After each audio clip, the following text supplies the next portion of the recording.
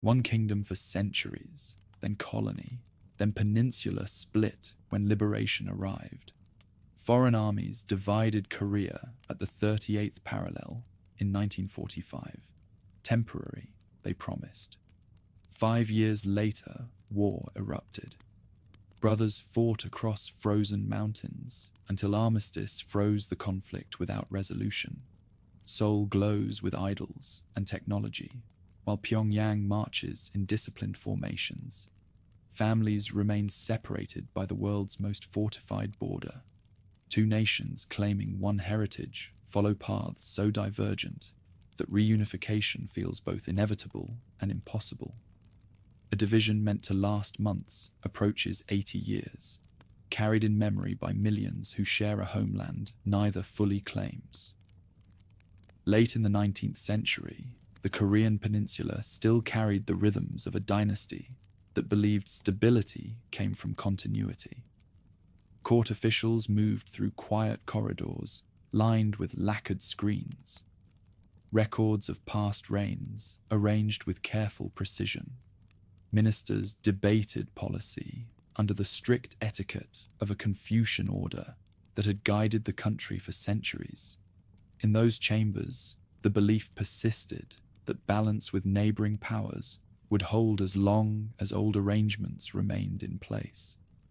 Yet beyond the palace walls, that sense of permanence was already starting to fracture.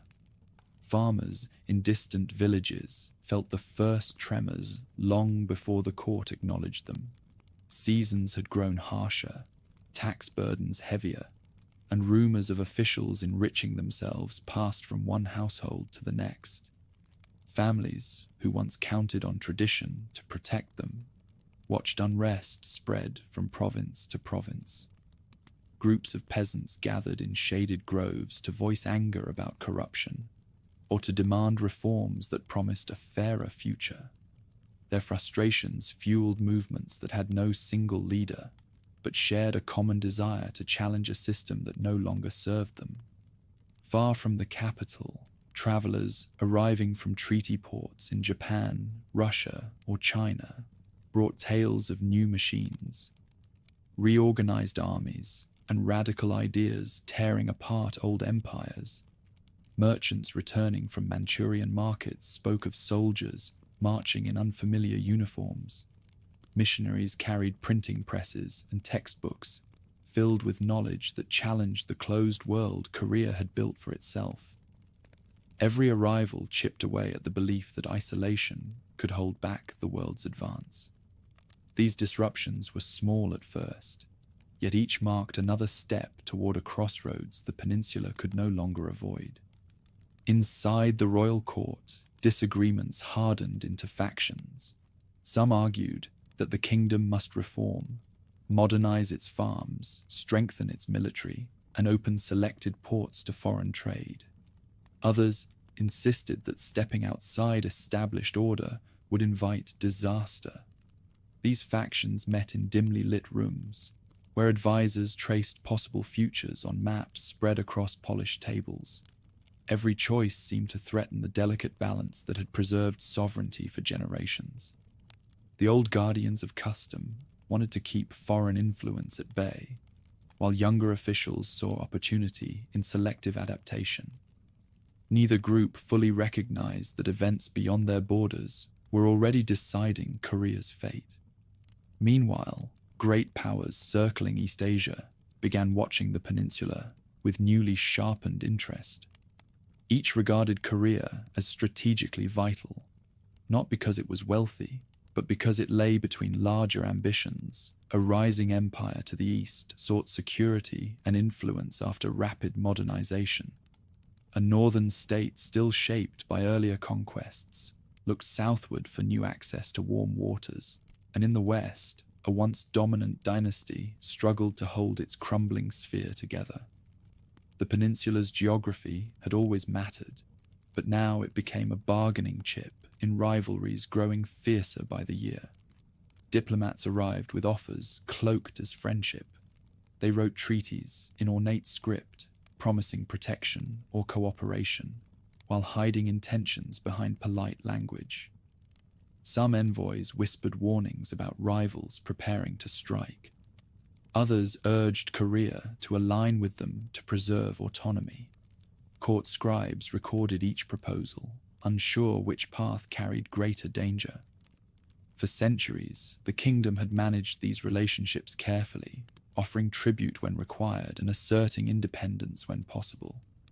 But the old formula of respectful distance no longer matched the pace of change sweeping through East Asia.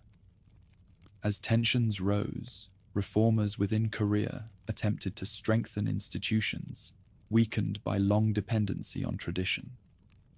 They pushed for military reorganization, believing that modern weapons and new training would provide leverage in negotiations with neighboring powers. Armories were inspected, uniforms redesigned, and foreign instructors invited to teach. Yet these efforts often collided with internal resistance. Commanders accustomed to inherited authority distrusted unfamiliar techniques, fearing they would lose influence if reforms succeeded. Soldiers were caught between conflicting orders, unsure whose commands carried legitimacy. Progress moved slowly, too slowly for a peninsula that needed urgent transformation. While officials argued, small groups of scholars and merchants formed networks to introduce new ideas from abroad. They opened study circles in quiet rooms above markets, reading foreign newspapers or learning new languages. These gatherings offered a glimpse of possible futures: constitutional government, industrial expansion, and expanded participation in public life. Rumors of these circles reached the palace, causing unease among conservative ministers who saw them as threats to order. Yet even they recognized that isolation had become impossible. The question was how to engage the world without losing sovereignty. Growing unrest among commoners forced the government to act. Peasant groups organized more openly, demanding relief from unjust taxation and corrupt officials. Some movements carried regional grievances. Others aimed to protect traditional beliefs from what they saw as foreign intrusion. Local uprisings spread across farmlands that had once been quiet. Governors requested reinforcements, and messengers raced to the capital carrying urgent reports. These uprisings revealed how deeply social strain had cut across society, and how unprepared the dynasty was to respond effectively. International eyes followed these disturbances closely. Nearby empires saw instability as an invitation to extend influence under the guise of restoring order. Advisors in rival capitals debated how far they could push their claims without provoking conflict with one another. The peninsula's internal turmoil offered opportunities none of them intended to ignore. Each maneuvered to place advisors near the throne or secure economic concessions, confident that a weakened Korea would yield under pressure. What officials in Seoul perceived as temporary domestic unrest appeared to others as the opening of a long-awaited contest. Pressure escalated further when neighboring powers clashed directly over control of East Asia. Battles erupted far from the Korean border, yet their outcomes reshaped the region's balance of power. Victories and defeats abroad sent shockwaves into the peninsula, undermining old alliances and strengthening new ones. As one empire's prestige declined, another rose swiftly, altering diplomatic calculations overnight. Korean officials watched these developments anxiously, aware that whichever power prevailed would soon try to redefine Korea's status. Reformers used this moment to insist on urgent change. They argued that the peninsula must adopt modern institutions or risk being carved apart by stronger neighbors. Their proposals included new schools, restructured ministries, and improved trade routes to stabilize the economy. These ideas inspired hope among younger generations, but alarmed conservative factions who feared losing the familiar world they had defended for centuries. Tension grew not just between Korea and external powers, but within Korea itself, as debates over modernization turned into power struggles. As domestic politics became more fractious, foreign pressure intensified. Rival diplomats monitored every shift in the court, offering covert support to factions they believed would advance their interests. Some envoys supplied weapons or advisors to groups sympathetic to their cause. Others bribed officials to block reforms that might weaken their leverage. Korea's internal disagreements became intertwined with foreign agendas, making it increasingly difficult to distinguish national decisions from external manipulation. Even with these challenges, voices within the palace still hoped for a path forward that preserved unity and sovereignty. Advisors proposed balanced diplomacy, maintaining cautious engagement with each power, while avoiding commitments that could draw the kingdom into war. They believed that careful negotiation could buy time to stabilize the country and complete essential reforms. But such efforts required internal cohesion, something the court was rapidly losing. Every compromise sparked new disputes, and every delay allowed foreign influence to deepen. In rural provinces, ordinary people sensed the uncertainty in their own way. Some watched unfamiliar uniforms appear in port cities, accompanied by foreign merchants whose goods seemed both enticing and unsettling. Others noticed local officials enforcing new rules inspired by foreign models. These changes appeared uneven, confusing, and often disruptive. Families who had endured generations of hardship now wondered whether forces beyond their control would determine their future. The peninsula felt as though it was drifting toward a turning point, without anyone guiding its course.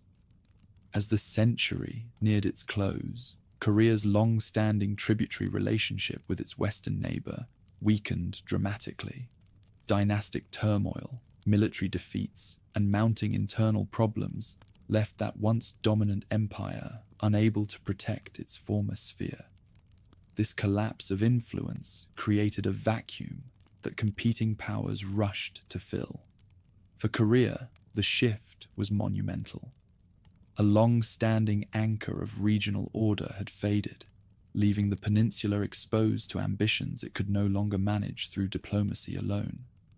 That vacuum intensified rival claims from the north and the east. Newly strengthened states, eager to secure strategic advantage, regarded Korea's location as vital to their own survival.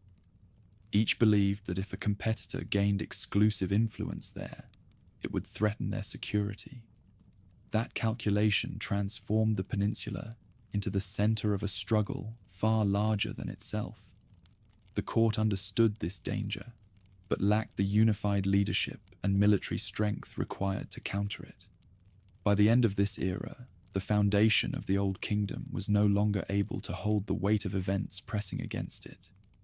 Internal divisions, external ambitions, and accelerating change converged into a single crisis.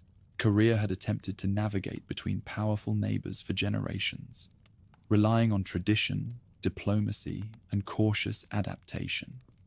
Now those strategies were failing. What remained was a peninsula standing at the edge of forces it could no longer deflect, caught between reformers demanding transformation and foreign powers preparing to impose their own vision on its future. The final years of the 19th century closed with a fragile kingdom struggling to preserve sovereignty, while the world around it reshaped itself with unprecedented speed. Old certainties had collapsed, new pressures mounted from every direction, and Korea's leaders faced a challenge unlike any they had known. Ahead lay decisions that would redefine the peninsula for generations and open the path toward the division and upheaval still far beyond sight. When imperial officials arrived on Korean soil in the early 20th century, they carried an air of certainty that unsettled even those ministers accustomed to foreign pressure. Their uniforms, polished to a precise sheen, hinted at an organized strength that contrasted sharply with the fractured state of the peninsula. Port cities felt their presence first. Officers walked through narrow alleys, mapping every street, measuring storehouses, and inspecting harbors, with the confidence of men already imagining the region under their control. Curiosity and apprehension followed them wherever they went. Inside government halls, the court attempted to deny the gravity of the situation. Advisors insisted that negotiations could restrain outside ambitions, that treaties could prevent deeper intrusion. Yet every passing month revealed how limited those strategies had become. Diplomats from the rising empire pressed for concessions in administration, trade, and law, presenting their demands as necessary for regional stability. These proposals carried the shape of inevitability. Refusal invited consequences no official dared to test. Korea found itself maneuvering through decisions shaped by external timetable rather than its own. Reform-minded scholars recognized that the peninsula's autonomy was slipping away. They had long urged the adoption of stronger institutions to resist encroachment, but their arguments now carried a sharper urgency. Workshops were open to teach modern printing, engineering, or military techniques, each project intended to strengthen the country's ability to negotiate from a position of confidence. Yet these efforts were constantly overshadowed by increasing interference from the imperial administration, which stationed advisors in key ministries and quietly influenced appointments at every level. Local communities sensed the shift through more immediate changes. New police stations appeared along roadways connecting market towns. Regulations arrived with unfamiliar wording, printed in languages many villagers had never seen. Farmers transporting rice to sell found themselves questioned by uniformed patrols, demanding proof of ownership or permission to travel. Merchants who had once bargained freely in bustling markets now faced inspectors tallying goods with dispassionate precision. These intrusions slowly became woven into daily life, signaling that the old order had been replaced by something far more assertive. Urban streets transformed fastest. Construction crews tore down sections of aging neighborhoods to create administrative quarters modeled after foreign cities. Electric lines stretched between newly built offices. Rail tracks extended across hillsides, linking resource-rich regions to ports favored by the new rulers. Factories rose near these lines, drawing workers from distant villages who hoped steady wages might ease the hardship of taxation. Smoke curled from tall chimneys into skies once dominated by the crescent roofs of traditional homes. For many, this modernization felt like a future they had not chosen but were required to follow. Cultural pressure soon accompanied political restructuring. Schoolchildren found their lessons rewritten to emphasize loyalty to new authorities. Textbooks arrived showing foreign heroes, foreign victories, and foreign customs celebrated as superior examples. Children recited songs that praised a distant emperor. Teachers instructed them in a language unfamiliar to their parents. Families who gathered at night around low tables listened as sons and daughters repeated words that carried meanings, unlike those spoken in their homes for generations. These shifts unsettled elders, who feared traditions would vanish under imposed uniformity. Officials responsible for enforcing cultural assimilation extended these changes beyond classrooms. Signs written in the local script were replaced with new lettering. Birth records were modified, and citizens were urged or pressured to adopt names reflecting the empire's identity. Public buildings displayed banners with slogans that celebrated unity under foreign rule. Festivals once dedicated to seasonal cycles or ancestral rites were discouraged or reshaped to honor different histories. People complied out of caution, not conviction, aware that resistance could bring severe consequences. Yet despite these pressures, determination to preserve identity ran beneath the surface. Some families hid banned books beneath floorboards, or passed stories orally to avoid losing them. Scholars gathered in discreet circles to study old texts out of sight of inspectors. Musicians performed traditional songs quietly in courtyards, their melodies softened to avoid drawing unwanted attention. Every act of preservation, however small, became a gesture of resilience in an era of enforced transformation. Resistance also grew in more organized forms. Student groups circulated pamphlets criticizing colonial rule, risking arrest for possessing materials deemed subversive. Workers in industrial cities formed clandestine associations to discuss grievances about labor conditions. Farmers angered by land policies found solidarity in local gatherings, where frustrations were shared in hushed tones. Some joined underground movements committed to striking back, traveling across borders to seek training, allies, or refuge. Their paths were fraught with danger, yet these efforts helped shape a wider network of opposition that spread across the peninsula. Beyond Korea's shores, exiles carried the struggle into foreign capitals. Activists delivered speeches to audiences who knew little about the peninsula, but who responded to appeals for justice and autonomy. Diplomatic circles in distant countries received petitions detailing abuses occurring under colonial rule. Some exiles wrote newspapers or established schools to preserve language and history among diaspora communities. These efforts kept the idea of an independent future alive, even when conditions at home made open resistance nearly impossible.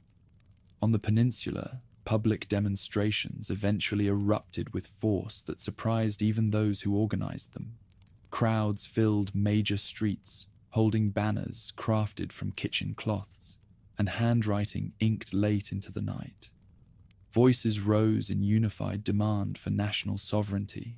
Shops closed in solidarity. Students left classrooms to join marches that stretched further each day. Though peaceful, the gatherings met swift suppression. Patrols advanced with batons, arrests followed, and prison cells overflowed.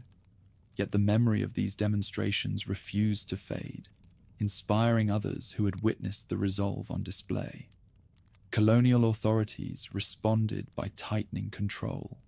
Surveillance increased across cities, and informants operated in markets and taverns. Village leaders were pressured to report dissent, while police stations kept detailed records of anyone suspected of organizing resistance.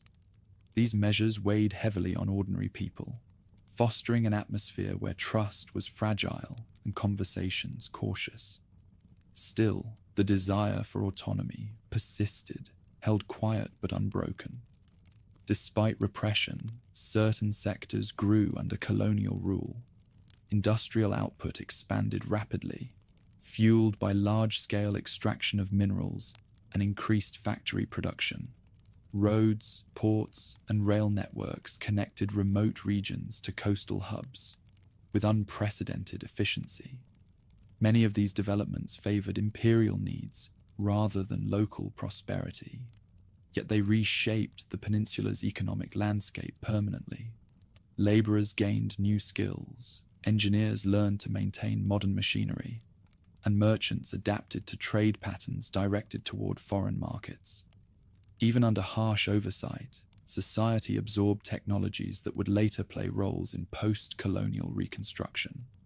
As global conflict intensified during the early 20th century, the peninsula was drawn deeper into the imperial war effort. Young men were conscripted for military service, some sent far from home to fight in campaigns they knew little about. Women and girls were coerced into roles that brought immense suffering, taken from their villages under false promises and subjected to conditions that scarred families for generations. Factories shifted to wartime production, demanding long hours and relentless output. The already heavy burden placed on the population grew heavier still. By the time the global conflict approached its final years, exhaustion permeated Korean society. Fields lay untended in some regions as workers were redirected to industry families, endured shortages of food, clothing, and fuel. Rumors of defeat circulated quietly even before official announcements reached the peninsula. When imperial authority finally collapsed, its departure was abrupt. Soldiers retreated, administrators fled, and governors abandoned offices long associated with severity and control. Streets once patrolled by a confident foreign force fell silent almost overnight. Yet liberation did not bring immediate relief. With colonial administrators gone, there was no functioning central authority capable of managing food distribution, public safety, or basic governance. Schools lacked teachers familiar with older curricula, and local offices struggled to record property claims disrupted by decades of expropriation. Villages attempted to restore order on their own, but lacked coordination. Into this vacuum stepped forces arriving from the north and south, each representing distant powers with their own visions for the peninsula's future. Communities waited anxiously for clarity about what independence would mean after 35 years of colonial rule. Some celebrated in the streets with songs that had long been suppressed. Others feared new forms of control might replace the old. The countryside echoed with conflicting messages, calls for unity, warnings of ideological battles, and rumors of foreign soldiers approaching from opposite directions. People who had endured decades of domination sensed that another turning point was unfolding, one shaped not by their own choices, but by decisions made far beyond the peninsula. By the close of this era, the structures imposed under colonial rule had left deep marks on every aspect of life. Political authority had been centralized, the economy reorganized around resource extraction, and cultural identity challenged by forced assimilation. Yet beneath these layers, the desire to reclaim sovereignty remained strong. Korea stood newly freed, yet vulnerable, with great powers already positioning themselves to shape the next chapter. The peninsula had emerged from one form of domination, only to face forces that would soon divide it in ways no one could yet imagine. Heat pressed down over fields and alleyways in 1945, when word began to slip quietly through the peninsula that the empire ruling it was faltering. Traders mentioned shattered fleets and burned-out cities over bowls of rice in roadside inns. Dock workers heard sailors mutter about looming defeat as warships limped into harbors. Few dared to trust these fragments of news. For 35 years, hopes had risen and fallen, without changing who gave orders at police stations and government offices. Clarity arrived suddenly through loudspeakers and radios. Announcers read formal statements that Japan had accepted surrender. People stopped in mid-step to listen. Some stared at the ground, hands trembling. Others ran to find family members, blurting out the news without knowing what it truly meant. In some villages, elders ordered ancestral tablets brought out so families could bow in thanks. In cities, flags hidden for decades were pulled from trunks and shaken free of dust.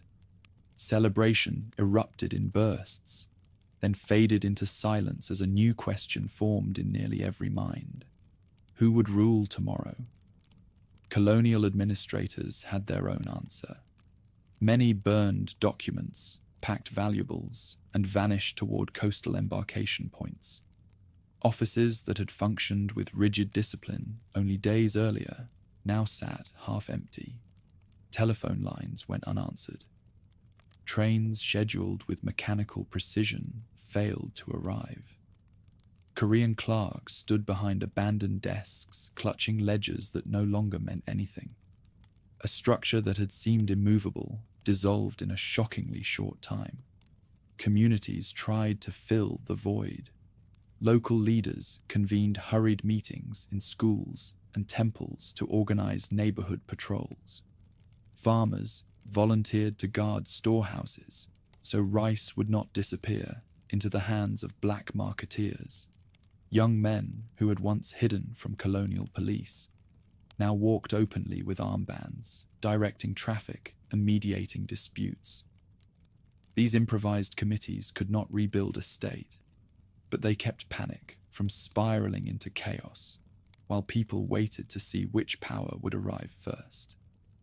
North of the Central Mountains, engines rumbled as Soviet columns crossed the border. Armored vehicles rolled along dusty roads past bewildered villagers. Commanders set up field headquarters in former police stations, hanging new banners where imperial symbols had been. Translators delivered orders announcing that arms had to be surrendered and curfews observed. For many locals, the uniforms and language were entirely new, yet the posture of authority felt familiar enough. Another force had come, convinced it knew how things should be run. At southern ports, American ships loomed on the horizon. Soldiers disembarked with crates of equipment, field radios, and stacks of documents that presumed a clear command structure where none existed yet. Officers moved into large buildings previously occupied by colonial governors, spreading maps across tables to study the geography of a land they barely knew. Their mission orders framed the region as a former enemy territory, needing occupation and stabilization, rather than as a liberated country regaining its own agency. Most Koreans had not been asked whether they wanted either army there. Still, reactions varied. Some believed foreign troops might protect the peninsula from being seized entirely by one neighbor. Others, remembering centuries of outside interference, saw only another form of intrusion dressed in different colors. Over courtyard walls and in market stalls, people repeated the same uneasy thought. After 35 years of rule from Tokyo, decisions were again being made elsewhere. The shape of those decisions had already been sketched in distant offices before the first foreign boots touched Korean soil. 2 American officers, pressed for time and working from a map, had suggested the 38th parallel as a convenient line to divide responsibility for accepting Japanese surrender. The proposal went to superiors, was passed to Moscow, and received an unexpected quick agreement. That line, drawn with little knowledge of local realities, cut through mountain ranges, communities, and supply routes, turning a cartographer's convenience into a boundary that would soon feel very real. Villages lying near that latitude suddenly found themselves on different sides of an invisible barrier. Relatives who owned land together across adjoining valleys now reported to separate occupation commands. Letters and messengers began to face checkpoints. What had been one continuous landscape became 2 zones governed by officers speaking different languages and guided by different priorities. Official statements insisted the arrangement was temporary, yet residents could already feel the ground shifting beneath their feet. In the northern zone, Soviet officers moved quickly to establish working relationships with Koreans who had opposed colonial rule. Activists who had survived in hiding, exile, or prisons stepped into daylight to form people's committees. These bodies took charge of local administration, allocating food, reopening workshops, and debating land redistribution. Factories whose machinery had served imperial interests resumed production under new slogans painted hastily on their walls. The tone combined revolutionary fervor with tight supervision from Soviet advisors who understood that a friendly government here would strengthen their security position in East Asia. South of the parallel, American commanders pursued a different approach. Their primary concerns were order and the prevention of perceived left-wing uprisings. Provisional authorities often included figures linked to older landholding classes or conservative factions that seemed reliable to the occupation.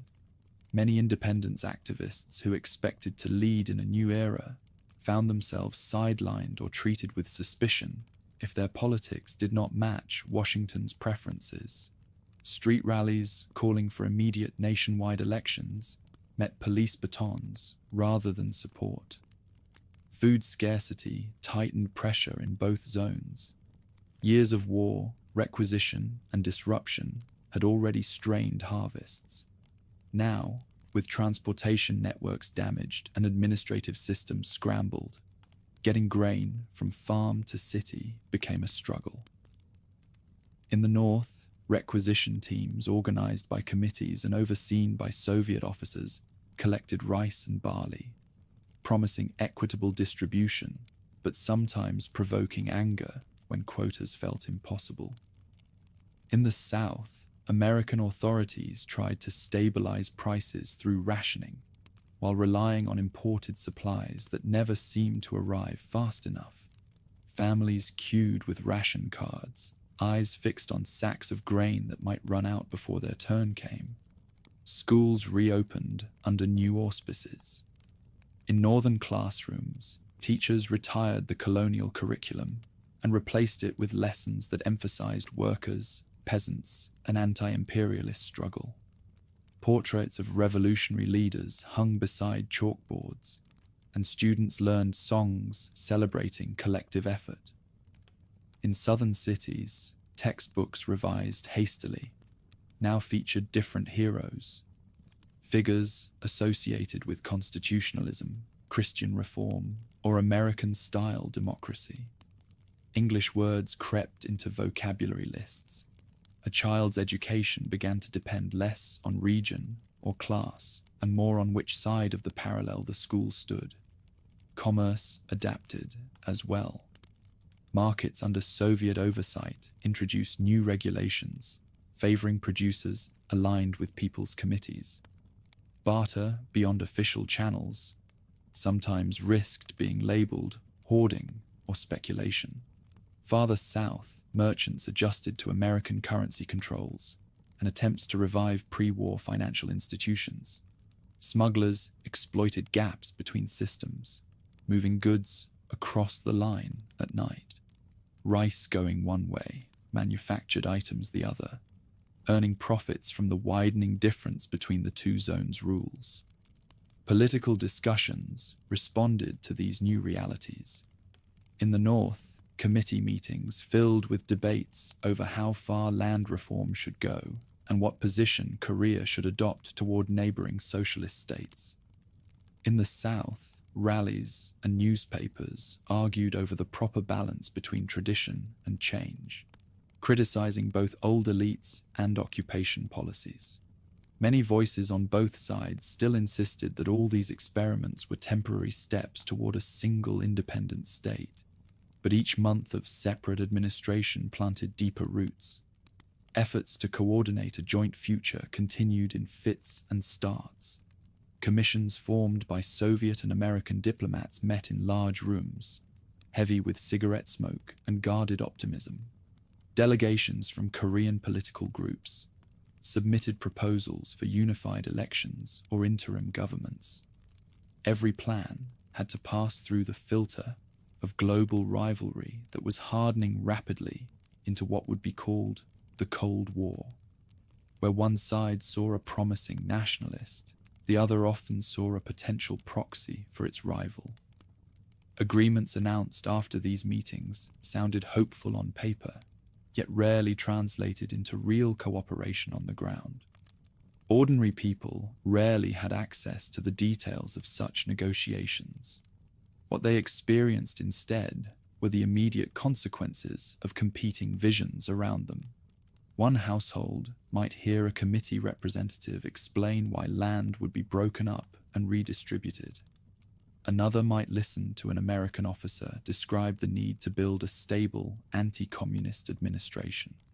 Families visiting relatives just a few valleys away discovered that slogans, regulations, and even public holidays had begun to diverge. Despite these changes, many Koreans clung to the belief that unity remained possible. Writers launched newspapers calling for a broad national conference above faction and ideology. Religious leaders organized prayer meetings and discussion circles that welcomed participants from every region. Former guerrillas, students, and village elders shared stories of common suffering under colonial rule, insisting that this shared memory could form the basis for a single government. Their conviction drew on 1,000 years of history as one political and cultural space. Yet every week brought new signs that the occupation zones were hardening into more than temporary expedients. Police structures in the south recruited and trained officers loyal to emerging conservative parties. Security organs in the north fused with party organizations that drew guidance from Moscow. Militia units formed, political prisoners were taken on both sides, and the rhetoric of moderate compromise slowly gave way to talk of enemies, subversion, and looming confrontation. Farmers watching these developments from their fields had simpler concerns. They needed to know who would collect taxes, who would protect irrigation systems, and whether sons taken into new security forces would ever return urban families, weighed whether to stay put, move north in hopes of land, or move south in hopes of trade and access to foreign goods. Each choice felt permanent, even if officials still insisted that the division was no more than a temporary measure. Evenings in many towns followed a similar pattern. Lamps flickered on, radios crackled with announcements from occupation authorities, and neighbors gathered in small groups to talk over the day's news. Stories of arrests in one district, of reforms in another, of proposed elections or cancelled talks spread from house to house. People measured their words carefully, aware that every side now kept close watch for unreliable elements. Freedom from colonial rule had arrived, but a new kind of tension settled over conversations. The moment that had begun with fireworks of sudden liberation gradually turned into a long, uneasy pause. Japan's flags were gone, yet 2 sets of foreign uniforms still filled the streets. Committees, parties, and councils multiplied, each claiming to represent the true will of the nation, while looking over their shoulders toward distant patrons. Trains now stopped at checkpoints where new flags fluttered. On either side of that line, people woke up each morning to rules shaped less by what they wanted than by which power had reached their village first.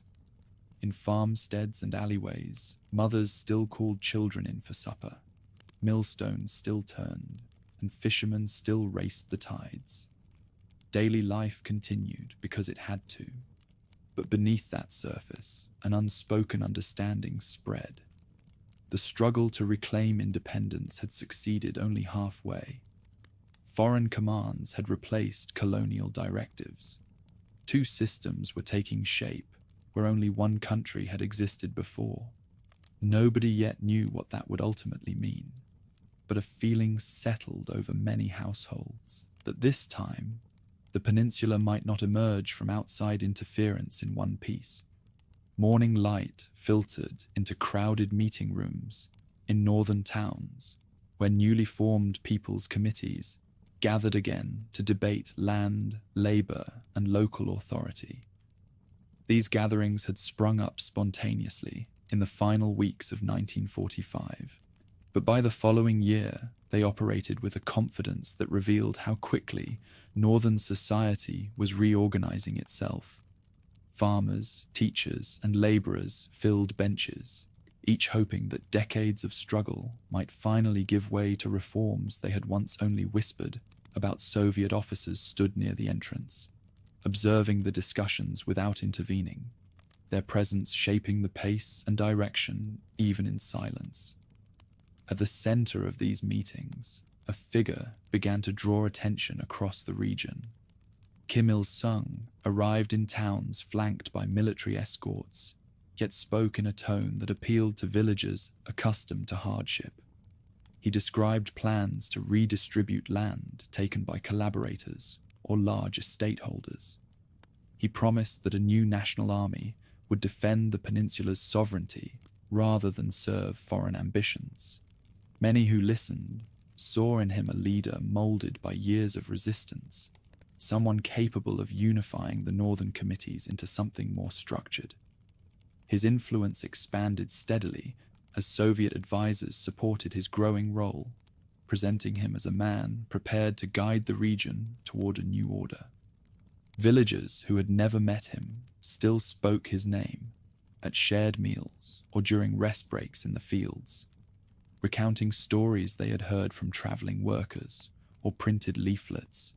Some admired his confidence, others questioned whether any single figure should rise so quickly in a land emerging from occupation. But his message aligned closely with the priorities of the committees: land reform, social reorganization, and the construction of institutions loyal not to a distant capital, but to the people who had endured decades of forced labor, heavy taxation, and cultural suppression. Under his leadership, the Northern Zone's administration began to take clear shape. Meanwhile, whispers of new political alliances drifted southward. In cities under American occupation, newspapers announced that influential leaders were forming parties, claiming to represent different visions for the peninsula. Conservatives gathered behind figures with long experience in exile or religious leadership. Moderates argued for a broad coalition that would keep foreign ideologies at bay. Left-leaning activists returned from prisons or hiding places believing they could finally shape a national movement. Meetings spilled from packed halls into street corners and cafes, where heated arguments unfolded late into the night. Yet this burst of political energy faced obstacles. American officials observed these developments with skepticism, wary that some groups might align too closely with northern committees. Permits for rallies were granted inconsistently. Newspapers found articles delayed by censors who insisted on vetting material for security risks. Rumors spread that certain political factions had closer access to occupation authorities than others. In this environment, ideological competition intensified, not only between North and South, but within the Southern Zone itself. University students became particularly active during this period. They organized coalitions to demand immediate nationwide elections and the creation of a unified government representing all regions. Their marches wound through central districts, carrying banners painted hurriedly in dormitories. Professors sometimes joined them, giving speeches from makeshift platforms about constitutional rights, education reform, or economic reconstruction. These rallies attracted crowds far larger than anyone expected, revealing how deeply the desire for unity ran among ordinary citizens. Yet American commanders, wary of unrest, responded unevenly. Some demonstrations were allowed to proceed as long as they remained peaceful. Others were dispersed by police units still drawn from remnants of colonial-era forces. Scuffles erupted, arrests followed, and suspicions deepened. Activists who had once fought side by side against Japanese rule now accused each other of serving foreign agendas. The shared struggle that had united so many against the empire began to fracture under the competing pressures of occupation and ideology. As political disagreements simmered, international discussions about Korea's future stalled. Joint commissions meant to coordinate independence found themselves unable to agree on which political groups qualified as legitimate representatives. Northern delegates insisted on including any organization that opposed colonial rule, regardless of ideology. American officials dismissed some of these groups as tools of foreign influence. Meetings ended repeatedly without progress, and each failure widened the growing gulf between the two administrations. Across rural landscapes, people tried to navigate this shifting environment with pragmatism. Farmers in valleys near the dividing line watched the behavior of officials from both zones, weighing which side might provide more stable harvest seasons. Landless laborers wondered whether promised reforms in the north might inspire similar measures in the south. Merchants studied supply routes carefully. Those who misread a change in border policy risked losing entire shipments. Everyday survival required quick adaptation to decisions made by leaders whose priorities had little to do with the rhythms of planting and trade. The southern zone soon faced choices of its own. As political parties multiplied, disputes over leadership intensified. Some groups rallied behind Syngman Rhee, a man who had lived abroad for many years and spoken extensively about independence on the international stage. His supporters admired his relentless lobbying. His critics argued he had been away too long to understand present realities. Still, his name surfaced repeatedly in American conversations about stability and governance. People who favored strong central authority saw him as a figure capable of consolidating power quickly in uncertain times. Rhee moved through political circles with practiced skill. He met with religious leaders, rallied student groups, and cultivated ties with military officials who had served under the colonial regime. These connections made him a polarizing presence. Opponents accused him of drawing strength from conservative networks that had not borne the full weight of occupation-era suffering. Supporters countered that he alone possessed the international experience necessary to negotiate with powerful nations encircling the peninsula. His rise revealed how deeply foreign alignment already influenced Southern politics. While parties competed for influence, everyday challenges mounted. Urban neighborhoods struggled with overcrowding as refugees streamed in from areas disrupted by border uncertainty.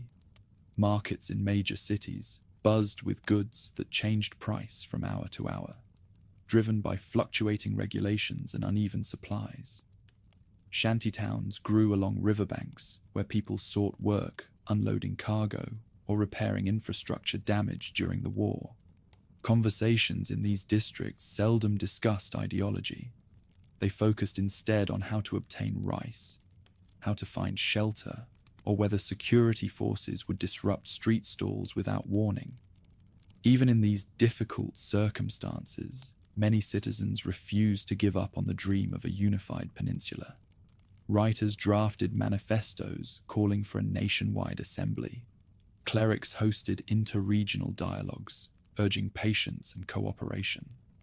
Former independence fighters traveled between towns delivering speeches, urging reconciliation before differences hardened beyond repair. Their efforts drew applause, but seldom translated into political leverage. The machinery of division, once set in motion, moved with a momentum that small groups could not easily counter. In the north, consolidation accelerated. Land reform proceeded quickly, reorganizing ownership patterns that had existed for centuries. Families who had worked, rented fields under colonial rule found themselves suddenly holding deeds to the soil they cultivated. Estate owners lost vast properties in a process that felt abrupt, sometimes harsh, and in many cases irreversible. New security units formed from factory workers and former guerrillas, patrolled roads as committees drafted plans for a national army.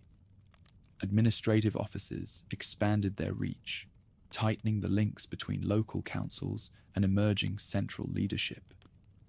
Southern administrators watched these developments anxiously.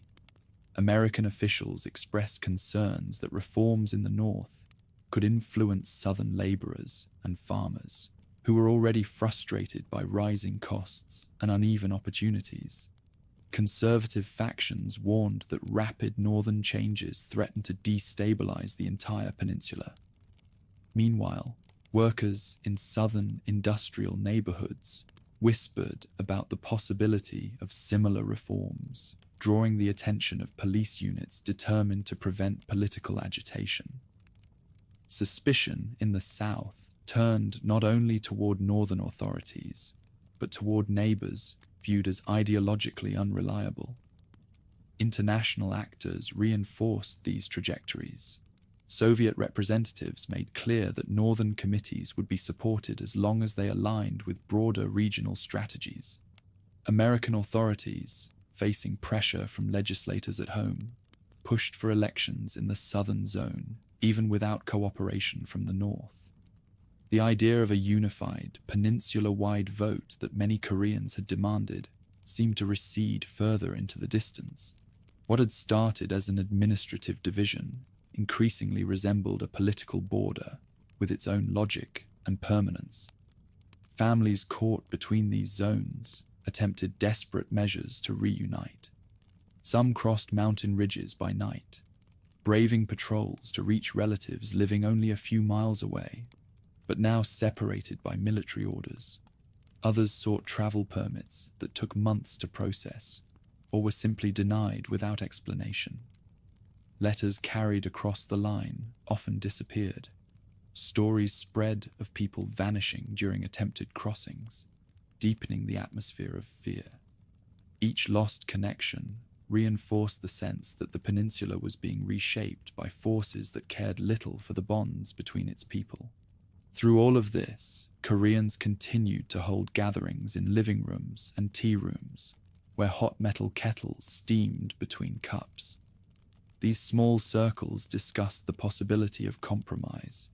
Even when official channels remained frozen, elders recalled past eras, when unity held firm despite hardship. Young activists argued that new forms of cooperation might still be possible if leaders listened to public sentiment. For a moment, these conversations offered refuge from the widening divide, but external pressure weighed heavily on every effort to find common ground.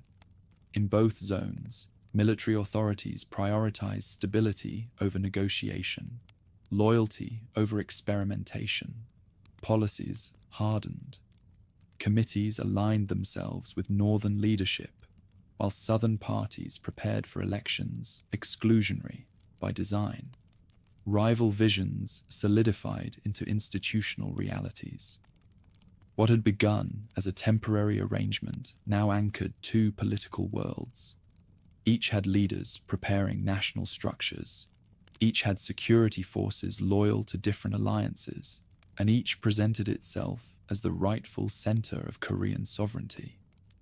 The dream of a single government remained alive in memory and aspiration. Yet the machinery of division advanced step by step, shaping a future that neither side had intended when liberation first arrived. Warm winds swept through southern cities in 1948, as tension lingered over streets filled with posters announcing the approaching vote. Merchants patched awnings above their shops and watched groups of campaigners move from corner to corner, their chants rising above the clatter of afternoon markets. Some residents welcomed the noise, believing it signaled an overdue step towards self-rule. Others listened with apprehension, remembering how often foreign powers had promised freedom only to impose new systems of control. Despite uncertainty, the upcoming election carried a weight few could ignore. In government buildings reclaimed after the end of colonial rule, American officials and newly appointed Korean administrators pored over agreements that laid out how authority would pass to local hands. Crates of documents, maps, and financial ledgers filled hallways where officers drafted plans for policing, transportation, and communications. South Korean staff, some returning from exile, others drawn from earlier municipal posts, worked to reconcile competing priorities.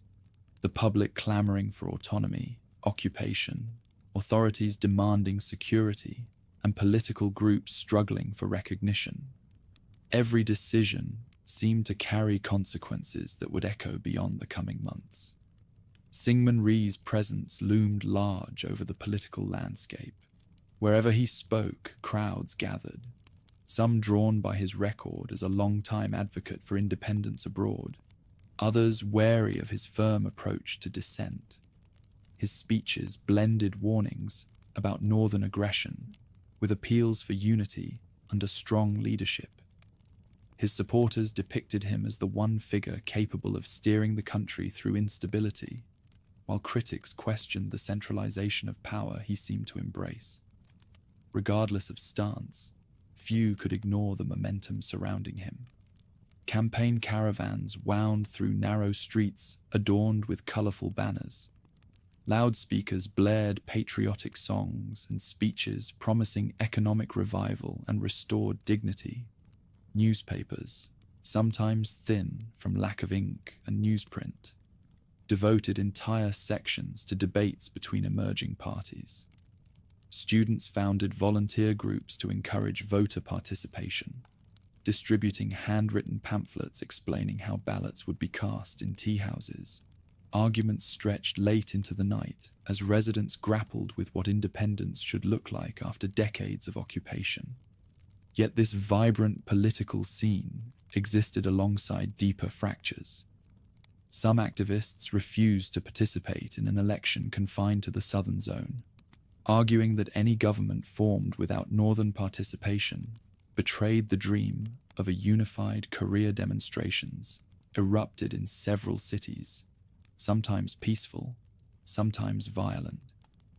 American military units monitored these gatherings closely, wary that disorder could be exploited by groups aligned with northern committees. Tensions simmered as the date of the vote drew near. Polling day arrived beneath bright skies. Lines formed outside schools and municipal buildings repurposed as voting stations. Families approached the booths with a mix of apprehension and quiet pride. Elderly residents who had never cast a ballot before walked slowly toward wooden tables staffed by volunteers. Younger voters moved quickly, eager to shape a future they believed belonged to their generation. Security officers patrolled the perimeters, their presence a reminder of the fragile order holding everything together.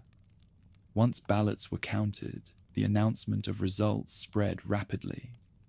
Rhee had secured the presidency, gaining broad support from rural communities, religious networks, and conservative organizations. Celebrations erupted in some districts as supporters lit paper lanterns and marched with drums. Other neighborhoods reacted with caution, believing the new administration might prioritize control over reconciliation. Regardless of differing opinions, everyone understood that the peninsula had crossed a threshold. For the first time in decades, a Korean-led government was in place in the South. Preparations for the transition of power moved quickly. American officials held ceremonies to formalize the transfer of authority, offering congratulations while making clear that their military presence would not vanish entirely.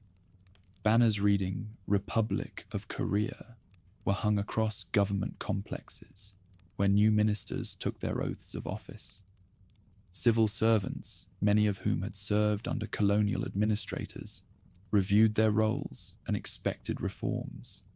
Offices buzzed with anxious anticipation as the new state began taking shape. Rhee's cabinet confronted immediate challenges. Ministries lacked trained personnel, capable of managing budgets, infrastructure, and diplomacy. Files inherited from the colonial era were incomplete or contradictory. Rail lines damaged by war required urgent repair. Ports had to be reorganized to handle cargo arriving from American supply chains. Officials moved between meetings with stacks of documents under their arms, attempting to draft policies while handling constant emergencies. The young republic needed time to build stable institutions, yet events unfolding to the north allowed little breathing room. A new national police force formed from various units trained by American advisors. Recruits drilled in open courtyards beside half-damaged buildings, learning procedures modeled on foreign systems. Senior officers emphasized loyalty to the Republic and vigilance against infiltration from northern agents. This focus reflected rising anxiety as reports emerged of border skirmishes and partisan activity in rural regions. Citizens living near the parallel woke at night to distant bursts of gunfire or patrol vehicles rushing along unlit roads. Fear crept into conversations, even as leaders urged calm. Construction of the South Korean army began with similar urgency. Former soldiers who had served under the Japanese were evaluated, retrained, and assigned to new units. Younger men volunteered in large numbers, driven by a mix of patriotism, financial need, and concern about northern intentions. Training camps established across southern provinces echoed with shouted commands and the thudding of boots against dusty ground. Weapons shipments arrived at ports, though supplies remained limited. Military planners knew they were racing against time. Amid these security concerns, the government attempted to rebuild civilian life. Schools reopened with revised curricula, emphasizing national identity and civic responsibility. Volunteers helped repair damaged classrooms, collecting charcoal and scrap wood to heat buildings in the colder months. Teachers wrote new lessons late into the night, drawing inspiration from older texts that had survived confiscation during colonial rule. Students arrived each morning carrying notebooks wrapped in cloth sleeves, stitched by parents hoping to protect scarce supplies. Markets reflected the upheaval of the times. Merchants replenished stalls, with vegetables grown in reclaimed fields. Bundles of thread and fabric imported from American warehouses, and tools forged in local workshops revived after years of dormancy. Housewives haggled over soybean paste, dried fish, or coarse salt, while keeping an ear open for rumors about political developments. Prices shifted unpredictably as transportation disruptions or policy changes rippled across regions. Every purchase felt like a negotiation between hope and practicality. Urban neighborhoods continued to absorb families displaced by the war and the division. Makeshift shelters lined the edges of major cities. Built from scrap lumber and rusted corrugated metal, aid workers delivered rice sacks and blankets, offering temporary relief to those who had lost homes or fled northern committees. The new government debated long-term housing plans, but resources were scarce. Nevertheless, communities did what they could. Neighbors shared coal briquettes, women organized communal cooking circles, and children invented games in narrow alleys, where laughter occasionally cut through the tension of the times. Political pressure built steadily as Rhee consolidated authority. His administration emphasized the need for strong leadership to counter threats from the North newspapers, printed articles highlighting alleged infiltration attempts. Radio broadcasts repeated warnings about enemy agents.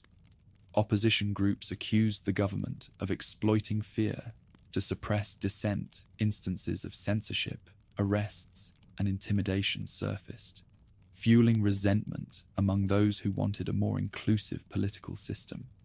Public debate grew more polarized, with moderates struggling to find space between increasingly hardened positions. Despite internal strain, diplomatic engagements continued.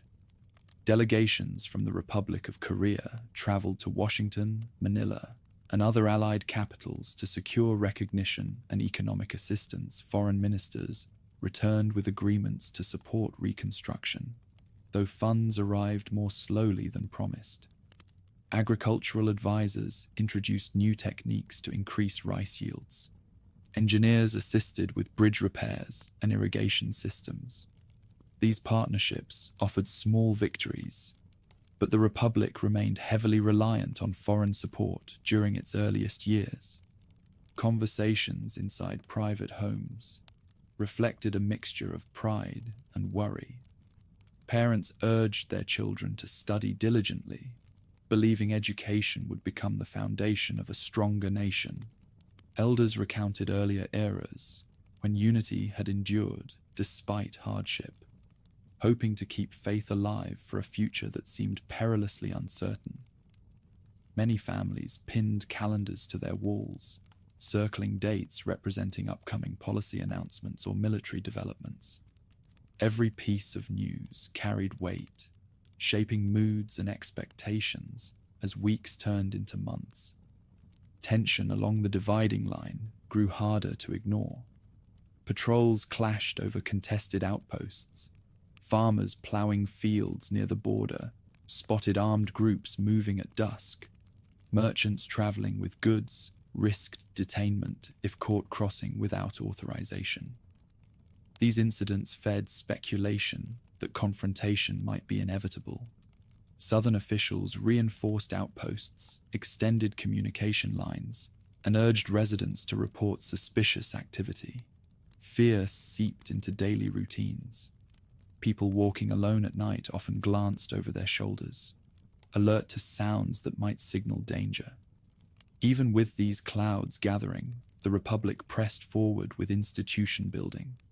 Civil service exams reopened, attracting candidates eager to join a government that promised to represent the people rather than a foreign empire. Courts reorganized according to new statutes blending local customs with imported legal principles. Religious organizations expanded their involvement in social welfare, founding orphanages, clinics, and literacy programs to support vulnerable communities. Each development added another thread to a national framework struggling to hold under intensifying pressure. Men and women who had endured war and occupation found themselves confronting a new reality. Independence had not guaranteed stability. The Republic stood between aspiration and threat, trying to define itself while bracing against turmoil from the north. Conversations across the peninsula repeated the same quiet acknowledgement. The future felt unpredictable, yet the country had no choice but to walk toward it, step by step. The South Korean state, fragile yet determined, was only beginning to understand how much would be demanded of it. Institutions had been outlined, leadership chosen, and foreign recognition secured. But the peninsula's unresolved division cast a long shadow. Every achievement carried the weight of a greater struggle, approaching from beyond the parallel, one that would soon test the very foundations now being laid in the Republic's formative years. Autumn haze settled over northern farmland in 1948, as word spread that a new state was formally taking shape.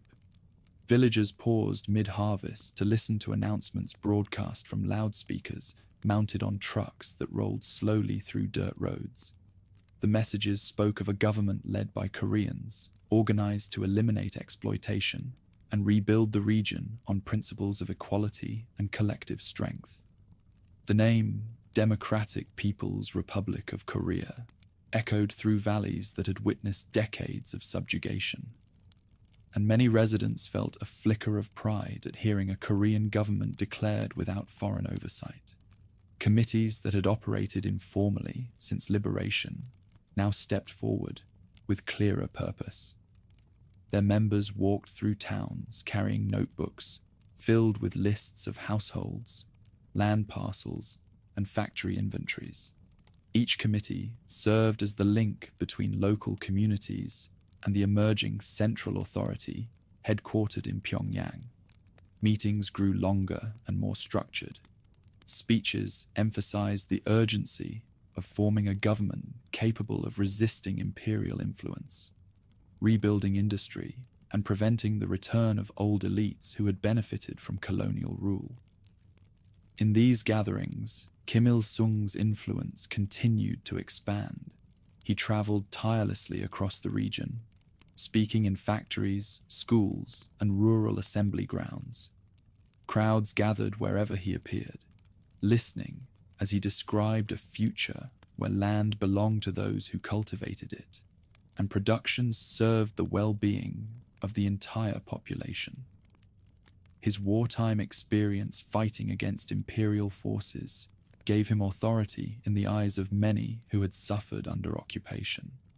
Soviet officers positioned him as the central figure, capable of uniting disparate factions into a cohesive state. But his growing support also reflected the expectations of people who wanted decisive leadership in uncertain times. As officials debated policy, land reform took shape as the first major undertaking of the new administration. Surveyors walked through paddies and orchards, marking boundaries and recording ownership histories. Families who had rented soil from landlords for generations watched as agents tallied acreage and issued new certificates that transferred control into the hands of those who worked it. While some large landowners protested or fled southward, most villages accepted the changes with a sense of overdue justice. The reform did not erase poverty, but it fundamentally altered relationships that had endured for centuries. Industrial areas received similar attention. Factories abandoned during Japan's surrender had been restarted with assistance from Soviet engineers, who inspected turbines, replaced damaged components, and reorganized work floors. Machines that had once operated for imperial extraction now produced goods for local consumption or internal trade. Workers returned to assembly lines under new supervisory committees that emphasized discipline, productivity, and ideological commitment. Walls were repainted with slogans celebrating reconstruction and collective progress. For laborers who had endured harsh conditions during occupation, these shifts carried the promise of a future defined by their own effort, rather than foreign demands. Security forces formed rapidly as well. Former guerrillas, volunteers from youth organizations, and workers from heavy industry joined new military units that would eventually become the Korean People's Army training grounds, sprouted on the outskirts of cities, where recruits marched under banners bearing messages of unity and vigilance.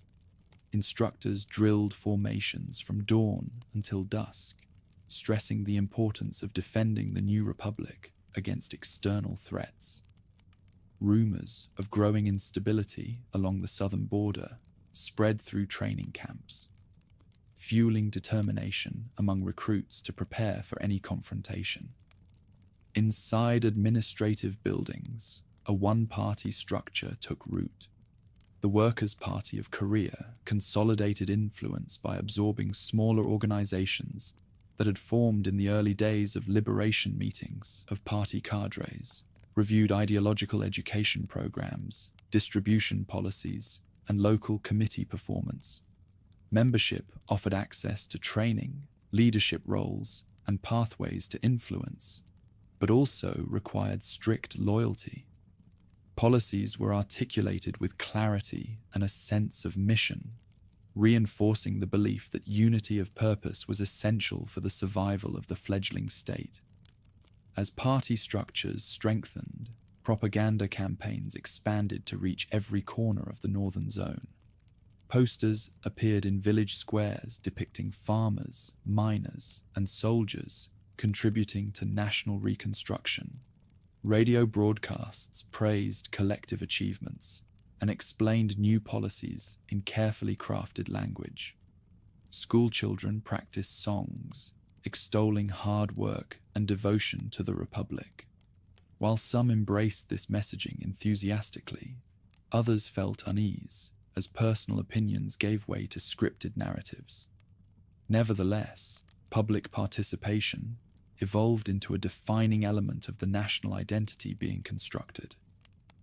Tension along the dividing line intensified the urgency of these efforts. Reports of confrontations between patrols circulated widely, accompanied by stories of northern activists being detained or killed in the south. Families living near the border lived with a heightened sense of danger.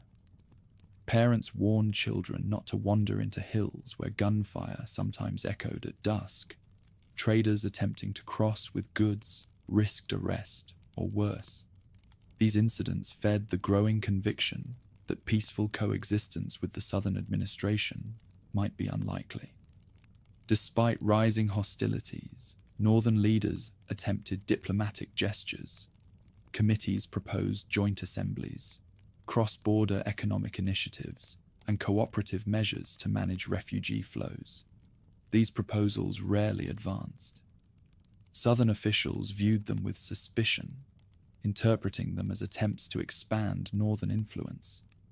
Meetings arranged through international intermediaries ended with polite statements that masked deeper mistrust. Each failure hardened attitudes on both sides and pushed the peninsula toward deeper division. Inside homes and communal halls, people discussed these developments in hushed tones. Elderly residents who had lived through previous political transitions wondered whether another conflict was approaching younger generations, shaped by years of hardship, expressed determination to defend the Republic regardless of the cost. Some families prepared emergency stores of rice and firewood in case fighting erupted. Others made plans to join paramilitary organizations that offered both protection and purpose. The atmosphere grew tense, yet also filled with a sense of collective resolve. Amid this political climate, cultural shifts unfolded in subtle ways. Art troupes formed to stage performances celebrating liberation and revolutionary struggle. Engineers and scientists were praised in newspapers as symbols of national pride, their work framed as essential to securing independence. Students learned history from textbooks, rewritten to emphasize resistance against imperial domination and the importance of unity under strong leadership. Every aspect of cultural life was woven into the narrative that the new state embodied the will and future of the Korean people. Government planners also confronted practical challenges. Damaged infrastructure had to be repaired, transportation networks reconnected, and communication systems rebuilt. Engineers inspected bridges weakened by neglect during wartime. Road crews expanded routes linking remote villages to industrial centers. Electrical plants restored partial supply to cities where blackouts had become routine. Each improvement represented progress towards stability, but shortages of materials slowed development. Even so, the determination to rebuild gave direction to communities hungry for normalcy. Contacts with the Soviet Union deepened during this period. Technical advisors assisted with mining operations, steel production, and military training. Shipments of machinery and grain arrived through northern ports, stabilizing the economy during early reconstruction. These exchanges strengthened ties between the two governments, while reinforcing fears in the south that the northern zone was aligning too closely with foreign ideology. Yet for many residents, the assistance provided tangible relief. Electrified neighborhoods, restored irrigation systems, and new workshops capable of producing essential tools. Internal consolidation continued as the new state prepared for long-term governance. Party committees established literacy campaigns to reach rural populations that had received limited schooling under colonial rule.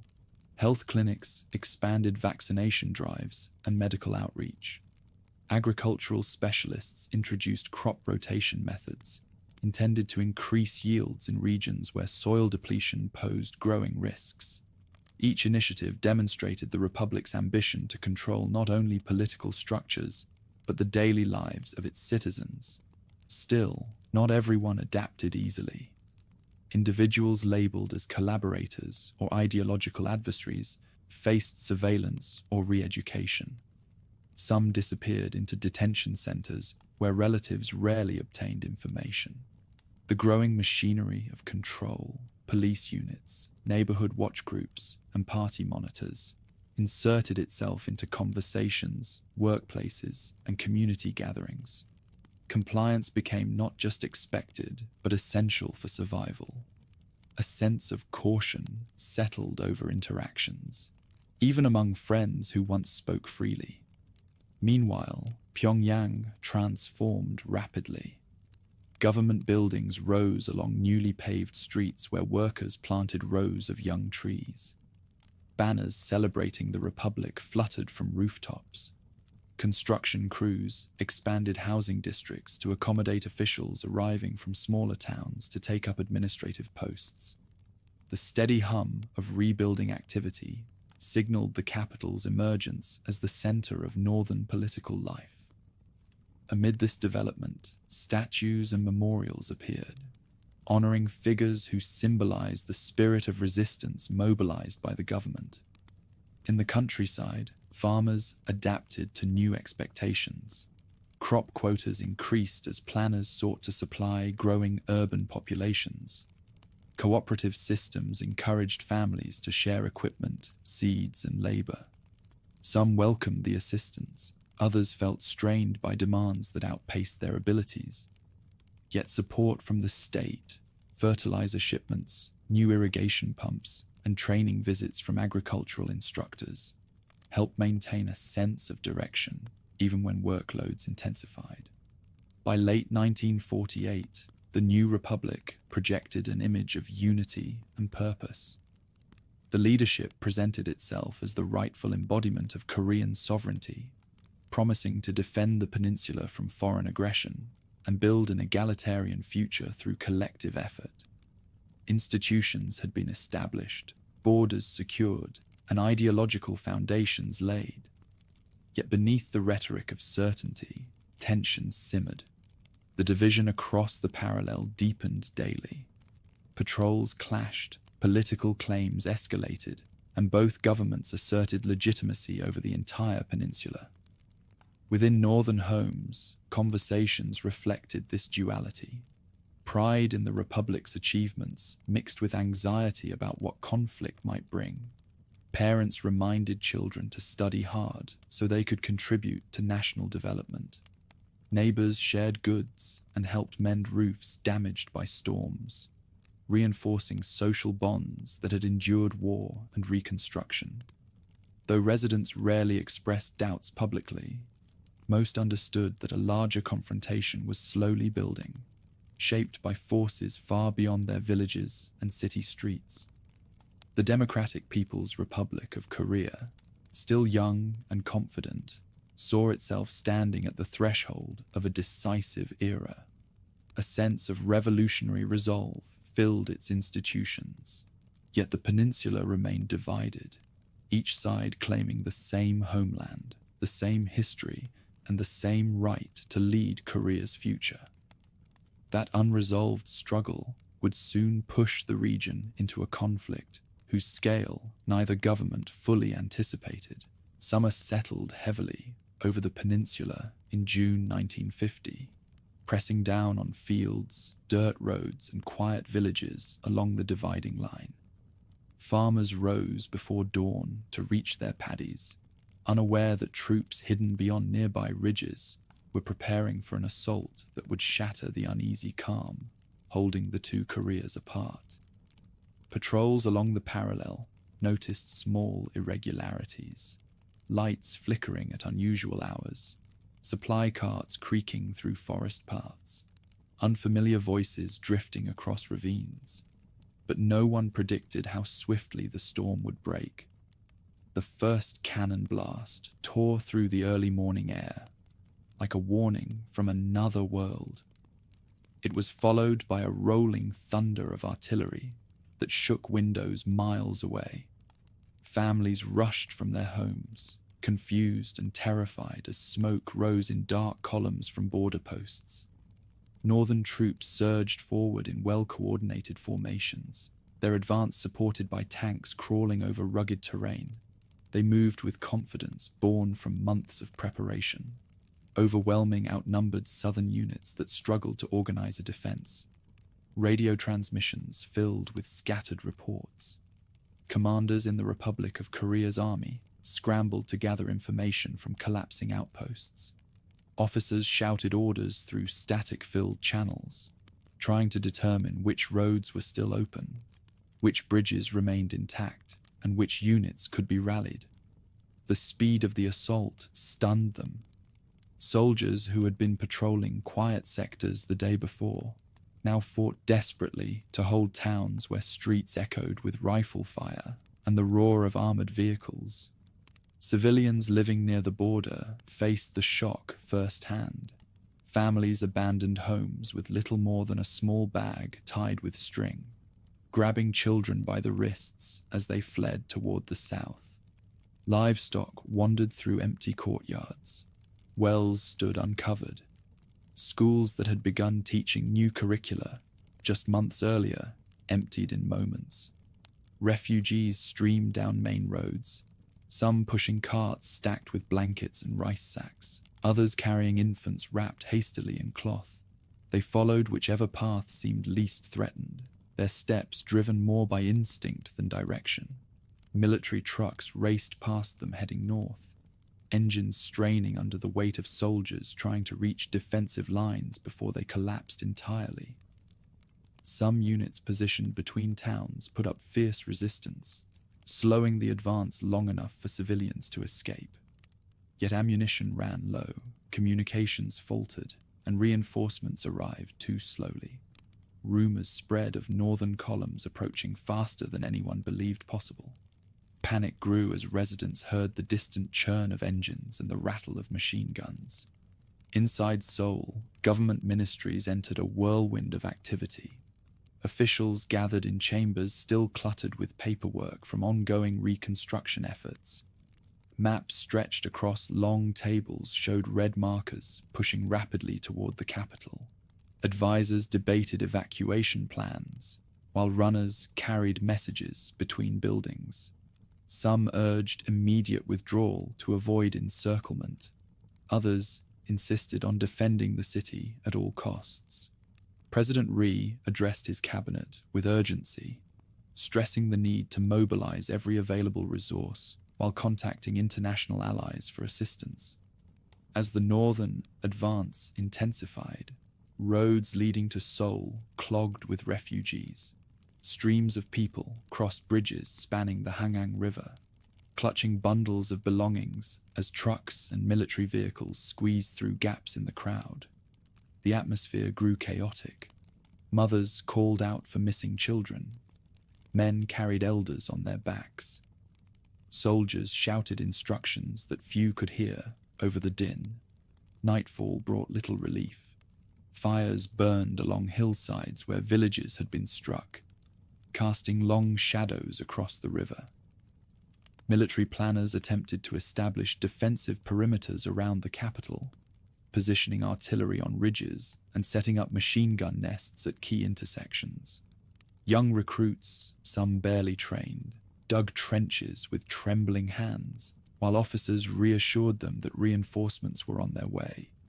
Yet the tide of the assault proved relentless. Northern armored units pushed through weak points in the line, bypassing pockets of resistance and cutting communication cables. When enemy columns reached the outskirts of Seoul, the defenders understood the city could not be held. Evacuation became the only option. Government officials boarded vehicles heading south, leaving behind stacks of documents and equipment too cumbersome to transport. Loudspeakers announced that civilians should prepare to relocate, but many had no means to travel farther, or no desire to abandon homes already rebuilt after earlier hardships. Bridges groaned under the weight of thousands streaming across them, each step carrying people farther from familiar neighborhoods and deeper into uncertainty.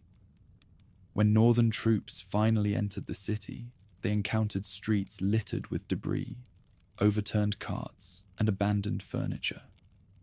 Residents who had remained hid behind shuttered windows as columns marched past, their boots echoing between stone walls. Some watched silently, resigned to the belief that the shift in control was unavoidable. Others trembled, fearing retribution or forced conscription. Soldiers raised their flags atop administrative buildings, signaling that the capital had fallen under their authority. South of the city, retreating units attempted to form new defensive lines. Officers placed artillery along hillsides overlooking narrow valleys, hoping the terrain would slow the enemy's advance. Exhausted soldiers stumbled into position, their uniforms stained with dust and sweat. Some had lost contact with their original units and joined whichever formation they encountered. Despite fatigue, determination held. The Republic had suffered a staggering blow, yet its forces were not ready to surrender the peninsula. Government convoys pushed farther south toward Dijon and Daegu, regrouping in administrative centers where officials coordinated relief for the growing wave of displaced people. Train stations overflowed with families seeking transport, though rail lines were frequently cut by advancing troops. Churches, schools, and public halls became makeshift shelters. Volunteers prepared porridge in large pots to feed the hungry. Aid workers recorded names of missing relatives and tried to match them with lists arriving from other districts. Meanwhile, the northern advance continued past the capital, seizing towns along major highways and pushing towards strategic ports. The speed of the operation left southern commanders scrambling to re-establish control. Bridges were destroyed to delay armored movement. Roadblocks sprang up where soldiers hoped to channel enemy forces into narrow passes. Yet these efforts only slowed, not stopped, the progress of the Northern Army. By late June, the Republic of Korea's government sent urgent appeals to allied nations, warning that the entire peninsula could fall if support did not arrive quickly. Messages reached foreign capitals describing the dire situation. Southern units were outmatched in equipment, outmaneuvered in the field, and overwhelmed by the sheer momentum of the northern campaign. Without reinforcements, the Republic risked collapse. International attention turned sharply toward Korea. Debate ignited in diplomatic chambers as representatives weighed the consequences of intervention. Military advisors analyzed reports of casualties and enemy positions. Newspapers abroad ran headlines describing the swift advance and the humanitarian crisis unfolding as millions fled southward. The global conflict that had defined the previous decade was barely over, yet the world was being pulled into another confrontation.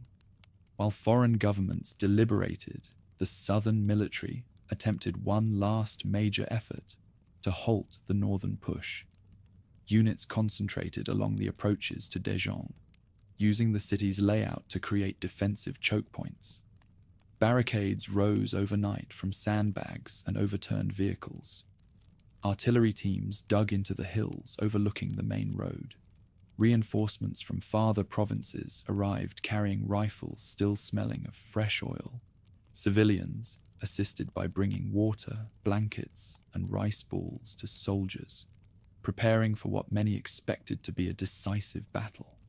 Fighting erupted with ferocity. Explosions rattled tiled roofs, sending fragments of clay into the streets below. Flames leapt from warehouses struck by shells.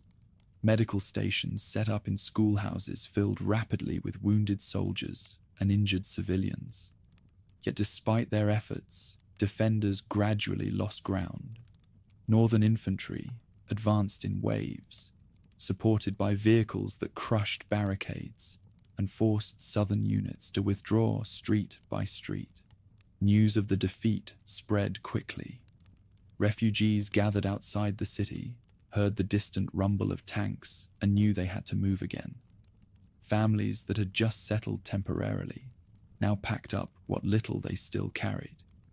Many no longer had strength to hope for stability. Survival became their only goal. Once more, roads filled with people moving south, forming long, dust-covered lines stretching beyond the horizon. As July approached, the geometry of the war changed. The northern advance had carried its forces deep into the heart of the peninsula, pushing the Republic to the brink. Yet this momentum soon drew a global response. Ships loaded with foreign troops prepared to depart, aircraft fueled for distant missions, and plans formed to assist the collapsing southern front. The battle for Korea was no longer a local conflict. It had become a crucible for competing visions of the post-war world. The early phase of the invasion had redrawn the map with alarming speed. Cities fell, communities scattered, and the young republic struggled to remain standing. Troops regrouped near southern ports, families huddled in shelters with no certainty about tomorrow, and officials waited anxiously for the outcome of foreign deliberations. A storm unleashed at dawn had transformed the peninsula within weeks, and the next stage of the conflict was beginning to stir beyond its shores. Smoke drifted above ridgelines as columns of foreign troops disembarked at southern ports, stepping onto ground they had last seen during wartime a few years earlier. Their arrival drew crowds who watched silently from a distance, unsure whether to feel relief or apprehension. Military trucks rumbled inland within hours, passing long lines of displaced families who paused only to glance at the unfamiliar uniforms.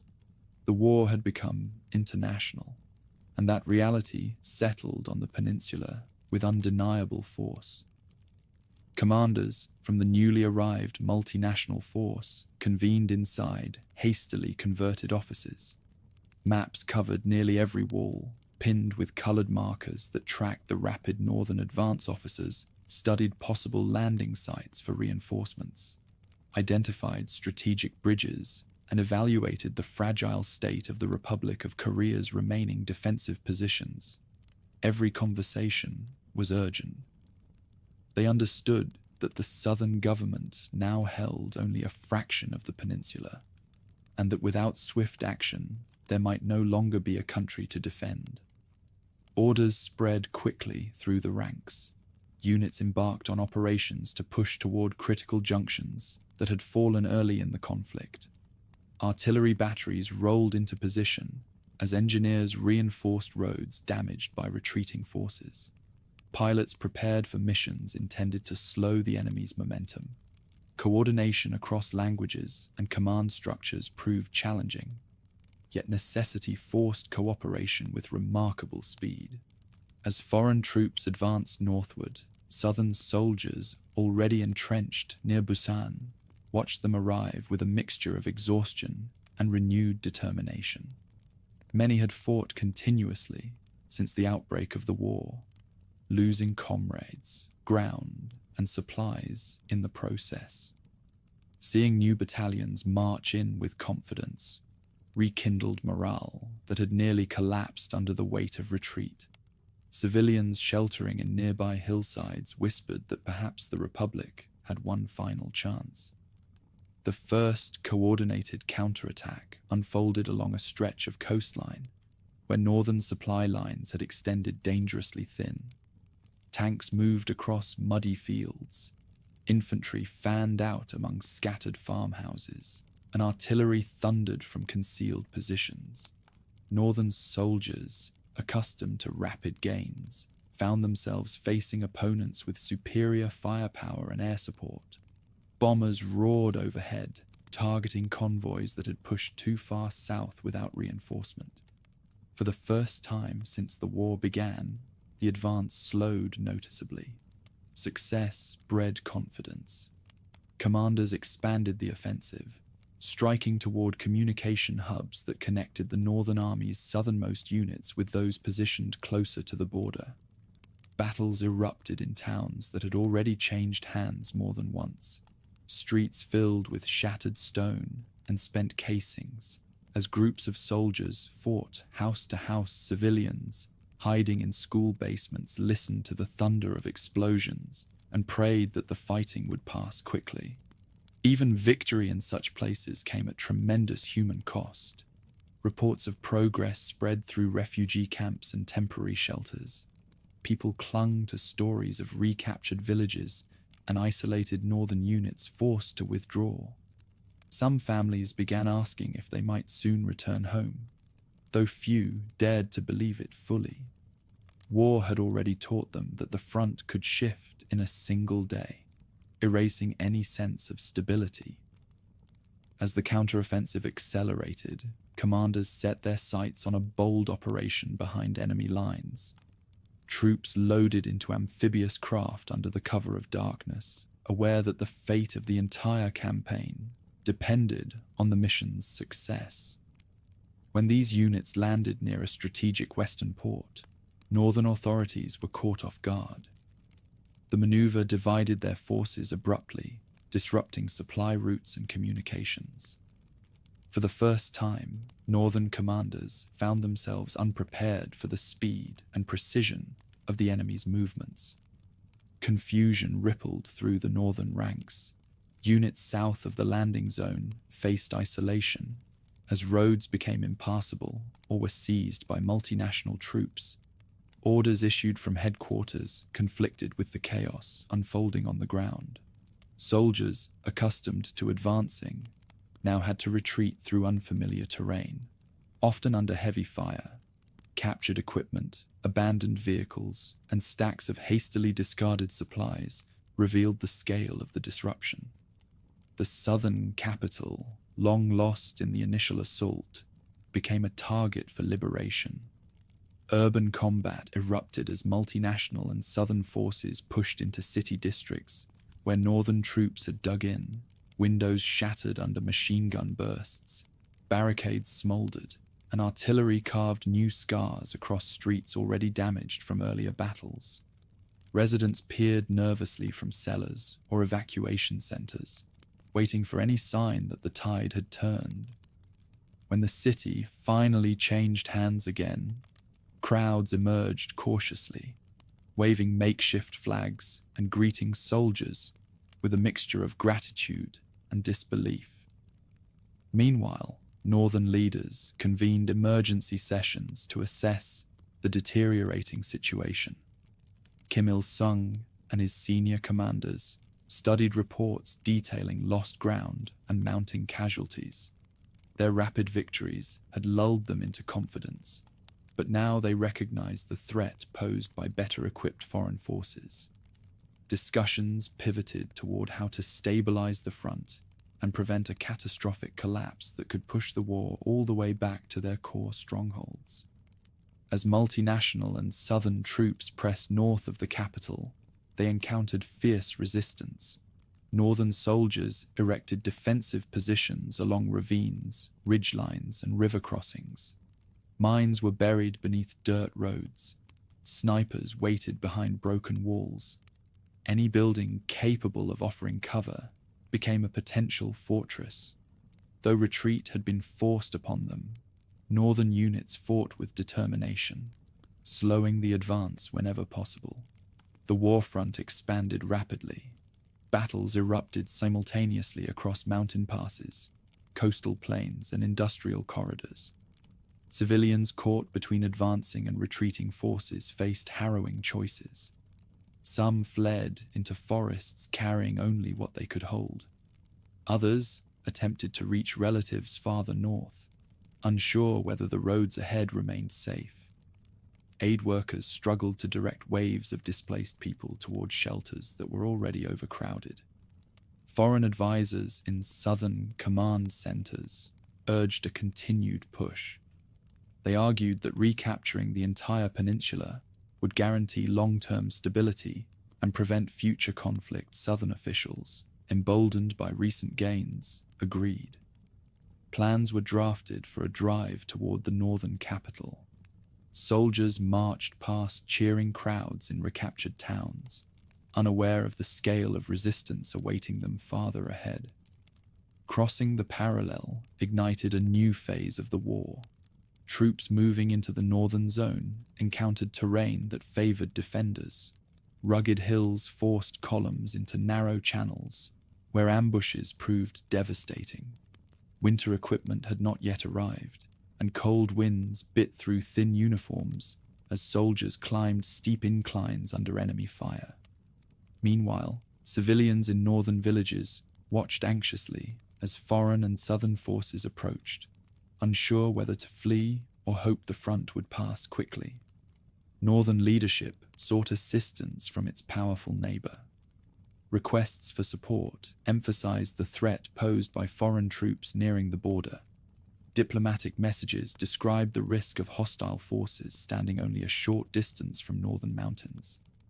These appeals resonated in government halls across the border, where leaders feared encirclement and instability spreading to their own frontiers. Trucks and trains began transporting supplies to assist the northern war effort. Advisors crossed into command posts to study battle plans and provide guidance. Still, the multinational force continued to push onward, capturing towns with symbolic and strategic importance. Newspapers abroad printed confident headlines predicting an imminent end to the war. That optimism shattered with the arrival of new forces entering from the northwest. Columns of troops wearing unfamiliar uniforms moved swiftly through mountain passes. Their presence caught multinational and southern units off guard. Early encounters were limited, probing actions that revealed little of their overall strength. But once major engagements erupted, the scale of this intervention became unmistakable. Battles flared along river valleys, where foreign units surged forward with unexpected precision. Multinational forces, already stretched thin from extended supply lines, struggled to adapt tanks bogged down in icy terrain.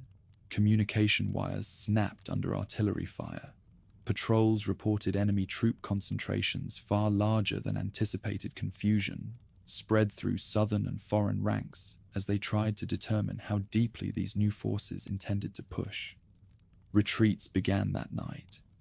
Officers ordered units back to more defensible positions, hoping to reorganize before the next wave of attacks. Soldiers scrambled over rocky slopes as flares lit the sky and gunfire echoed across frozen ground. Exhaustion weighed heavily on every step. Urban centers that had been captured only weeks earlier now fell again under overwhelming pressure. Civilian populations fled in multiple directions. Families who had remained in northern towns packed what they could into bundles and followed old footpaths toward caves or ravines where they might shelter temporarily. Villagers farther south, who had just returned to their homes, now faced evacuation once more. The constant shift of the front created a sense of disorientation that left people unsure where safety existed. As multinational and southern forces fell back across the parallel, commanding officers recognized that the war had entered a brutal equilibrium. Neither side could easily break. Territories changed hands repeatedly. Hills surrendered in one assault were recaptured days later. Trenches carved into frozen soil became battlegrounds that consumed countless lives. Soldiers endured long stretches of stalemate, punctuated by sudden bursts of violence. Tactics adapted to this new phase. Communication trenches connected frontline positions. Artillery units targeted opposing hillsides with precise calculations, turning the landscape into uneven ground marked by deep craters. Frontline soldiers rotated regularly to avoid collapse from exhaustion. Medical teams worked tirelessly to treat injuries in canvas tents, constantly threatened by incoming fire. Negotiations for a ceasefire began tentatively. Envoys from various nations proposed preliminary frameworks for halting the fighting. Meetings occurred at neutral villages, where representatives sat at long tables beneath dim lanterns, exchanging proposals that shifted from day to day. Progress was slow. Each side demanded concessions the other refused to grant, yet none could ignore the mounting toll of continued warfare. Voices from the trenches conveyed the harsh reality. Letters written by soldiers and passed through improvised channels described the grinding stalemate. Mud that swallowed boots, nights filled with distant shelling, and the uncertainty of whether any assault would bring meaningful change. Civilians living near the front lines faced constant displacement, their homes repeatedly damaged or destroyed as each side fought for ground measured in meters. As months passed, the conflict settled into a pattern resembling a vast, bitter tug-of-war. Neither army could achieve decisive victory, yet neither was willing to accept defeat. Diplomats, generals, and political leaders all understood that the war had reached a point where continued offensives brought diminishing returns. The peninsula had become a battleground locked in place, each side entrenched behind fortified positions stretching from coast to coast. The fierce momentum that marked the outbreak of war had dissipated. In its place remained a grinding struggle that consumed resources, lives, and hopes for swift resolution. Korea's landscape bore the scars of shifting fronts. Its people carried the weight of uncertainty, and its armies braced for what negotiations or renewed offensives might bring. The stalemate had begun, not by choice, but by the combined exhaustion and determination of forces unwilling to yield. When the guns finally fell quiet along the armistice line, a heavy stillness settled over the southern provinces. Villages that had changed hands multiple times stood dotted with collapsed roofs, shattered windows, and fields pitted by explosions. Families returned cautiously, stepping around debris to search for what remained of their homes. Some discovered little more than the stone foundations where kitchens once stood. Others found household items buried beneath layers of ash and soil. Each discovery reminded them that survival would now depend on rebuilding nearly everything from the ground up. Government officials toured the damage in open jeeps, confronting the staggering scale of the task ahead. Roads connecting key towns had been torn apart by tanks, and artillery bridges lay twisted in riverbeds. Schools reduced to skeletal frames no longer echoed with children's voices. Entire districts had been depopulated, their residents scattered across temporary shelters. Administrators took hurried notes, knowing that the Republic lacked the resources to tackle all problems at once. Priorities shifted daily as reports arrived, describing outbreaks of disease, shortages of clean water, and repeated flare-ups of unrest among displaced communities. Political tension grew quickly in this fragile environment. Past grievances resurfaced as factions competed to shape the Republic's future. Some demanded accountability for decisions made during the chaos of wartime retreats. Others argued that unity mattered more than retribution. Rhee's government, wary of internal opposition, tightened control over the press, investigated political rivals, and expanded the role of security agencies. Each arrest or interrogation stirred debate, fueling concerns that authoritarian tendencies were taking root beneath the banner of national stability. Yet the population's daily reality remained more immediate, securing food, shelter, and work. Volunteers organized public kitchens in ruined neighborhoods, where women stirred large pots of porridge over makeshift stoves. Men scavenged timber to build temporary walls and roofs. Aid shipments arrived sporadically at port cities, bringing crates of medical supplies, sacks of rice, and bundles of blankets. Distribution often depended on local networks, church congregations, neighborhood committees, and student volunteers, who coordinated efforts the government could not fully manage. As communities worked to survive, industrial districts began humming again. Engineers inspected factories damaged during air raids, replacing gears and welding collapsed beams so machinery could run once more. Foundries poured metal for tools, rail parts, and construction materials.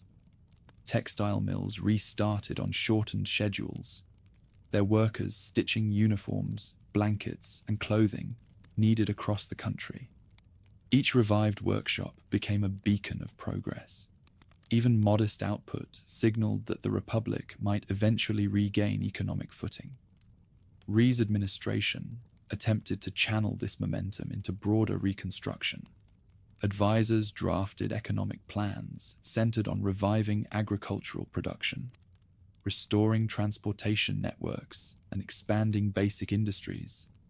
Experts from abroad offered guidance on irrigation, crop rotation, and fertilizer use to replenish farmland devastated by war. Farmers attended training sessions held in fields still scarred by trenches, learning how to cultivate higher yield varieties of rice and barley. These efforts aimed to curb food shortages and reduce dependence on foreign aid. Urban centers also underwent significant change.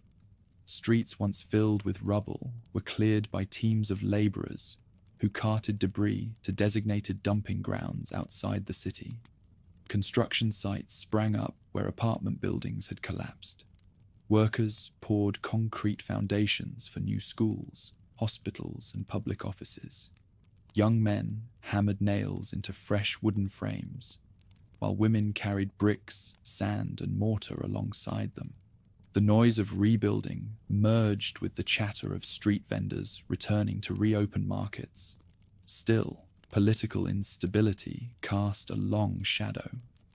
Opposition leaders criticized the government for failing to address corruption, inflation, and uneven distribution of relief. Newspapers faced pressure to align with official messaging, and those that resisted found themselves facing investigations. Student groups organized rallies demanding political reform, sometimes clashing with police in tense standoffs near university gates.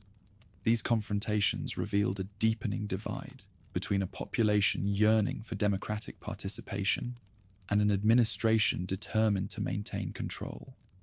Foreign allies played a decisive role during this period. American advisors worked closely with ministries overseeing defense, finance, and agriculture. Loans and grants flowed into the Republic with the expectation that they would help create a stable, anti-communist state in the region. Development funds financed power stations, highways, and the import of machinery. American military presence remained strong, serving as both reassurance and reminder that the conflict had not been resolved, only frozen at the line marked by the armistice. As Reza Osses arrived, attention shifted toward education. Schools reopened in repaired buildings or temporary classrooms built from salvaged materials. Teachers who had survived the war returned to their posts, determined to raise a generation that would stabilize the Republic. Children learned to write on chalkboards made from repurposed wooden planks. Lessons emphasized civic duty, national recovery, and the sacrifices made during the war. Education became one of the few avenues through which families could imagine a brighter future. Economic life grew slowly but persistently. Markets expanded as traders brought fish from coastal towns, vegetables from inland farms, and imported goods arriving from foreign ports. Seoul, still bearing deep scars from repeated battles, transformed block by block as entrepreneurs repaired storefronts, opened workshops, and established new businesses. Judges returned to courtrooms that had been used as shelters during the war. Civil servants organized files in ministries that had once served as military headquarters. Governance, though imperfect, resumed its structure. Shift after shift, optimism mingled with hardship. Rhee's government pushed for industrialization despite limited resources, believing that economic strength would cement the Republic's legitimacy. Small factories received government loans to increase production. Training programs taught workers to operate modern equipment and adopt efficient methods.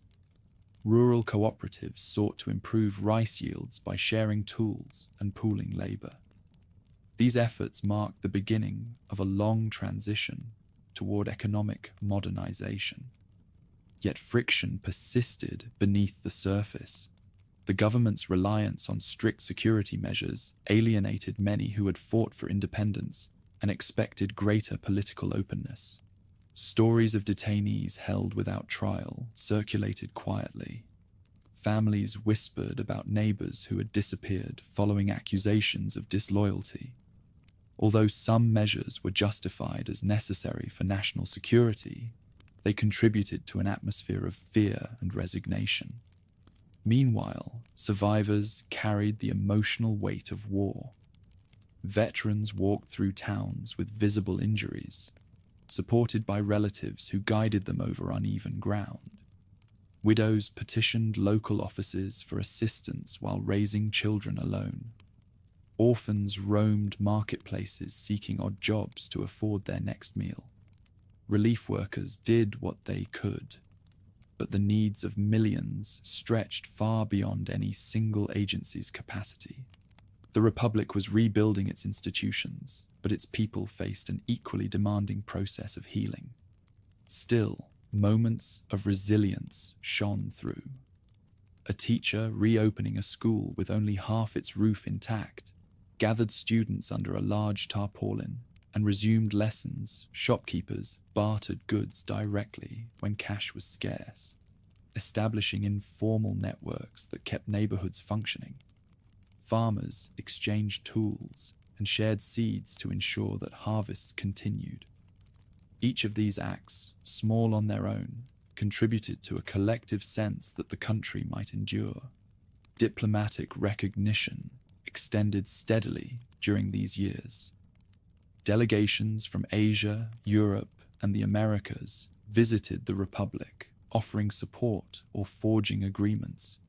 These visits elevated the nation's standing abroad and strengthened ties that would later shape its diplomatic posture. They also reinforced the belief that South Korea's survival mattered far beyond its borders, adding another layer of pressure to maintain stability. By the mid-1950s, visible transformation had begun to take hold. Rebuilt neighborhoods formed orderly grids where ruins had once dominated the skyline. Trains resumed service along restored lines. Farmers harvested crops from revitalized fields. Small factories expanded shifts to meet growing demand. The Republic still struggled with poverty, corruption, and political tension. But the groundwork of reconstruction had taken hold with unmistakable persistence. Residents who walked through newly repaired streets could finally imagine a future shaped not only by the aftermath of war, but by the promise of growth. Conversations in tea shops revolved around aspirations as much as grievances. Parents discussed their children's studies. Merchants weighed the possibility of expanding their businesses. Despite lingering uncertainty, many believed the Republic had survived its darkest hour. South Korea entered the next decade, carrying both the wounds of conflict and the momentum of a society determined to rebuild. The challenges ahead would be immense: political reforms, economic development, and social transformation. But the nation had begun moving in a direction that no invading army or collapsed building could easily reverse. Ruined industrial towns north of the Armistice Line filled quickly with movement once the shooting stopped. Smoke no longer rose from burning warehouses, but cranes, trucks, and work crews soon took their place. Rival forces had withdrawn to their respective zones, leaving behind scorched factories, damaged rail yards, and villages emptied by months of fighting. Northern officials surveyed these landscapes with clipboards in hand, noting which facilities could be revived immediately and which required full reconstruction. Their instructions spread rapidly through local committees, setting reconstruction into motion before homes had even cooled from the fires of war. Teams of workers returned to mines that had supplied coal and metals to the region before the conflict. Machinery, some salvaged, some imported, was installed under the supervision of engineers dispatched from Pyongyang miners descended shafts with tools slung over their shoulders, determined to restore production in areas where the war had disrupted nearly every aspect of daily life. Upgraded pumps pushed water from flooded tunnels, while rail workers repaired tracks so it could be transported to recovering smelters. In many places, the sound of drills and engines became the backdrop of life long before schools or markets reopened. Farm communities faced a different challenge. Battle lines had cut through fertile plains, leaving fields pocked with craters and irrigation ditches filled with debris.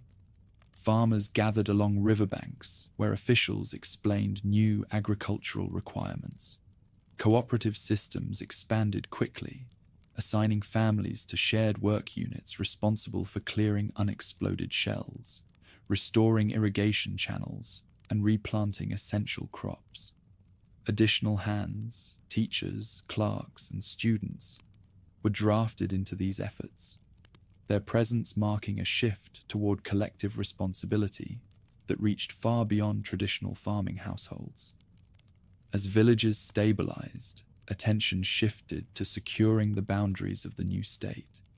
Military units reorganized into more structured formations, with command posts set up in reinforced buildings. Recruits trained on parade grounds carved from flattened fields, learning tactics shaped by both wartime experience and guidance from foreign advisors. Weapon stockpiles were replenished, communication lines extended, and observation posts reinforced along hills facing the south. Soldiers rotated through these posts in strict schedules, adapting to routines that blended discipline with constant vigilance.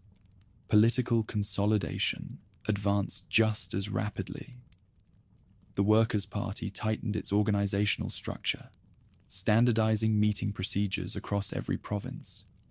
Local cadres held regular sessions to report progress, distribute instructions, and evaluate whether communities adhered to the central plan. Committees inspected workplaces to ensure that productivity targets aligned with national development goals. Failures were addressed with stern warnings. Successes received public recognition that reinforced the party's authority and promoted loyalty. Kim Il-sung's leadership grew more prominent throughout this process. His visits to mining sites, collective farms, and factories were broadcast through speakers mounted on utility poles. These speeches praised people's efforts while urging them to work harder, rebuild faster, and remain united against external threats. Portraits of Kim appeared in public buildings, schools, and offices, often displayed beside banners bearing slogans that framed reconstruction as a patriotic duty. Residents who gathered to hear his announcements understood that the future of the Republic would unfold according to the centralized vision he articulated. The emphasis on heavy industry defined much of the state's strategy. Steel plants received priority shipments of fuel and spare parts, ensuring that they resumed production at pre-war levels as quickly as possible. Chemical facilities, essential for fertilizer and munitions, expanded under new management appointed directly by the central government. Electric grids were reconnected with the assistance of engineers trained abroad. Hydroelectric stations, some damaged, others untouched, pumped power into cities where lights had been dark for months. Economic planners published ambitious targets that circulated through schools and workplaces. Charts displayed in factories illustrated monthly goals, comparing actual output to projections that often edged upward with each new directive. Workers learned to track progress using color-coded boards hung near entrances. These displays reinforced a competitive spirit among work teams, motivating them to exceed quotas as a point of collective pride. Even children participated in small ways, gathering scrap metal for recycling drives encouraged by teachers. Cultural institutions adapted to the new order as well. Theatre troupes staged performances dramatizing the struggle for liberation and the sacrifices made during the war. Films produced in government studios portrayed heroic soldiers and diligent workers building a self-reliant society. School textbooks rewrote history to emphasize resilience and the importance of following the party's guidance. Music filled public squares during holidays, carried by orchestras that performed stirring compositions celebrating national unity. Propaganda teams operated alongside construction crews. They traveled in vans painted with bright colors, setting up portable stages in marketplaces and town centers. Actors performed short plays explaining new policies, while announcers read messages about agricultural reforms, industrial targets, and expected behavior of model citizens. These performances attracted large audiences, partly because they offered entertainment in places where leisure activities had become rare, and partly because participation signaled loyalty that residents felt compelled to display. Even as Reconstruction advanced, surveillance deepened. Neighborhood watch units kept close track of newcomers and monitored families considered politically unreliable. House inspections became routine, ensuring that propaganda materials were properly displayed and that meetings held by local cadres were attended regularly. People learned to navigate these expectations carefully. Conversations in public spaces shifted towards safe topics, production goals, community events, and school achievements, while private doubts, if they existed, were rarely spoken aloud. Foreign assistance supported this consolidation. Advisors from the Soviet Union offered training in engineering, chemistry, and military tactics. Shipments of industrial equipment arrived regularly through northern ports, helping to stabilize production. During the Republic's early years, grain deliveries reduced the threat of famine during difficult harvest seasons. These contributions reinforced political ties, while also granting Kim's government the resources needed to maintain momentum during Reconstruction. Contact with China also grew during this period. Chinese commanders who had served alongside Northern forces during the war occasionally visited the peninsula to advise on fortification efforts. Trade agreements were arranged to exchange mineral resources for food and manufactured goods. Students selected for exceptional performance were sent to Chinese universities to study engineering, medicine, or political science, returning later to take positions in government or industry. Such exchanges underscored the Republic's place within a broader network of socialist states. Despite strict control, pockets of hardship persisted. Regions far from industrial centers struggled with shortages of tools, fertilizer, and transportation. Families in mountainous areas faced difficulty receiving supplies during harsh weather, relying on local committees to ration food. Some communities rebuilt homes from the remnants of bombed-out buildings, patching walls with mud and salvaged bricks. Even well-organized distribution networks could not fully erase the devastation left by years of conflict. Still, progress seemed undeniable to many residents. Streets in Pyongyang filled with workers heading to jobs in newly opened factories. Teachers resumed classes in buildings repaired by volunteer labor.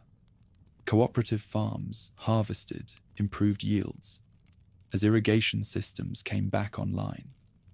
People with little experience in governance found themselves managing warehouses, leading work brigades, or coordinating local development projects. Participation in national reconstruction became a shared pride that softened, for some, the hardships of daily life. The government nurtured this sense of unity carefully. Public ceremonies honored model workers, soldiers, and students. Medals were awarded to individuals who exceeded production quotas or organized successful community projects. Speeches lauded them as examples for the entire nation. These events were broadcast through state-run channels and reported in newspapers that emphasized discipline, loyalty, and unwavering devotion to the Republic's goals. As the 1950s progressed, the administration tightened ideological training. Political study sessions became mandatory in workplaces and residential areas. Attendees read approved texts, memorized key concepts, and participated in discussions praising the nation's achievements. Absences or signs of reluctance were noted by committee leaders, who reported irregularities to higher authorities. This environment produced a culture where public loyalty was expected, monitored, and reinforced continuously. The northern population adapted unevenly. Many residents accepted the system as necessary for national defense and reconstruction. Others complied out of caution, knowing the risks of standing out. Some genuinely embraced the vision presented by the leadership, finding meaning in participating in a collective effort larger than their individual hardships. Work teams celebrated each small success. New irrigation channels completed, crops harvested earlier than expected, factory outputs surpassing expectations. Despite the difficulties, the leadership presented the Republic as a rising state, determined to shape its destiny without foreign domination. Posters proclaimed the promise of self-reliance. Meetings echoed with messages about the nation's bright future. Factories increased their shifts, farms reported higher yields, and students filled classrooms equipped with new materials. The hardship of war had left deep scars, but a sense of direction had emerged, one centered on strict governance, rapid reconstruction, an unwavering commitment to centralized authority. By the late decade, the northern state stood transformed from the ruins of conflict into a consolidated political system with rigid structures, expanding industry, and a clearly defined ideology. Borders remained tense, families remained divided, and resources remained limited.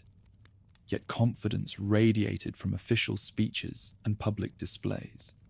The Democratic People's Republic of Korea framed itself as resilient, unified, and prepared for the long struggle toward a future it intended to build on its own terms.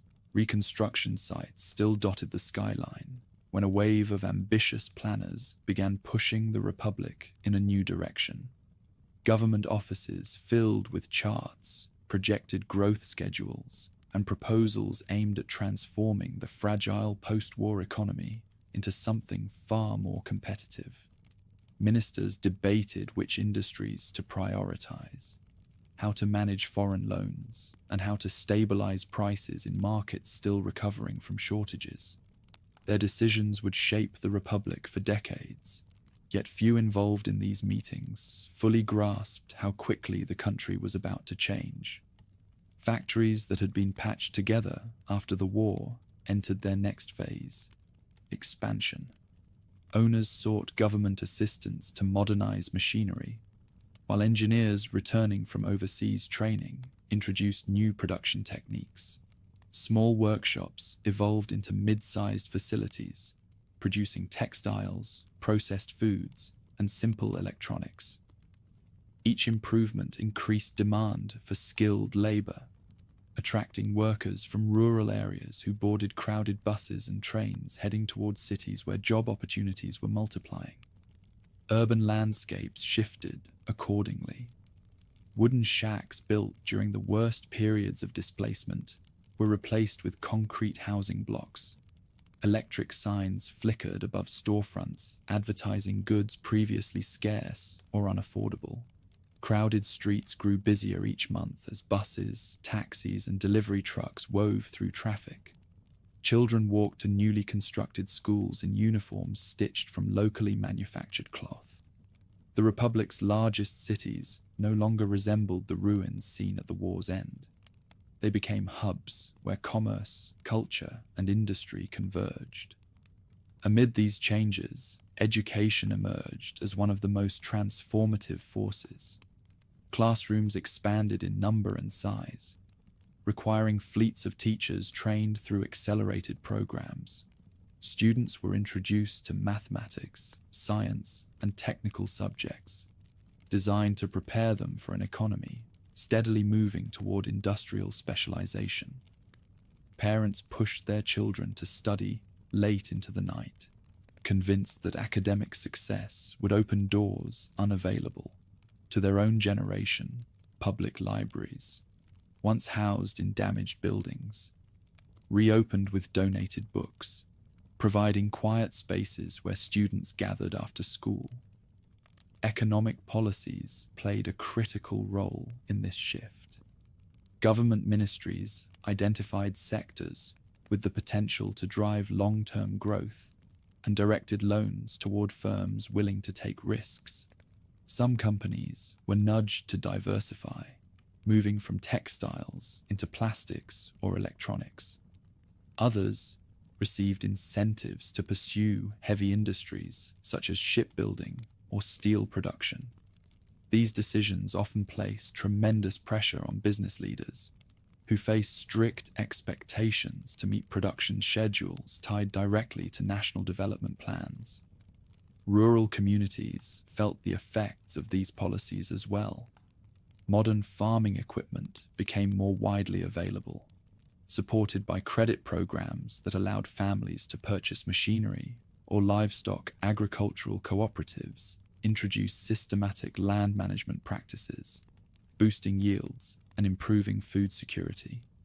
Improved irrigation networks ensured that more villages could maintain stable harvests, even when rainfall patterns varied. These gains loosened the grip of famine fears that had lingered for years after the conflict. While prosperity grew sporadically across regions, social attitudes began to shift.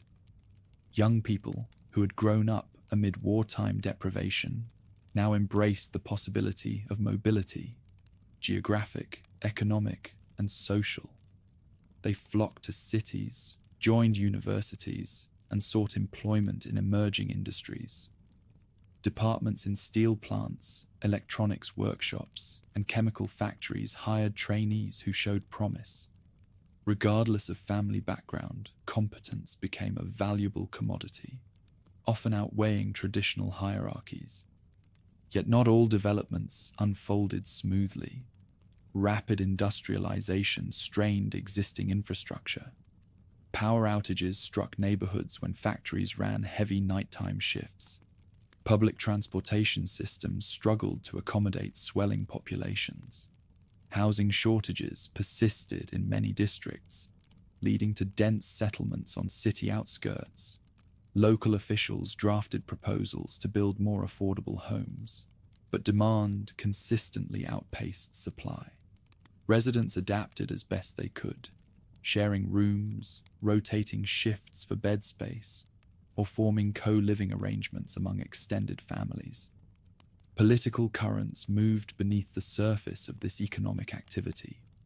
Rhee's government confronted rising unrest from students, workers, and opposition groups frustrated by entrenched corruption and authoritarian practices. Demonstrations increased in size and frequency. At university gates, students chanted for fair representation, transparency, and an end to policies. They felt stifled democratic expression. Police units often responded with arrests or dispersal tactics, heightening tensions that had been simmering since the war's end. Economic pressures added to the volatility. Inflation periodically surged as rapid growth pushed prices higher. Small businesses struggled to keep up with competition from larger firms supported by government loans. Rural families felt left behind when urban wages rose, while agricultural profits remained modest. These disparities sowed discontent among communities that had expected Reconstruction to deliver more equitable results. Despite the political turbulence, the Republic's economy strengthened with remarkable speed.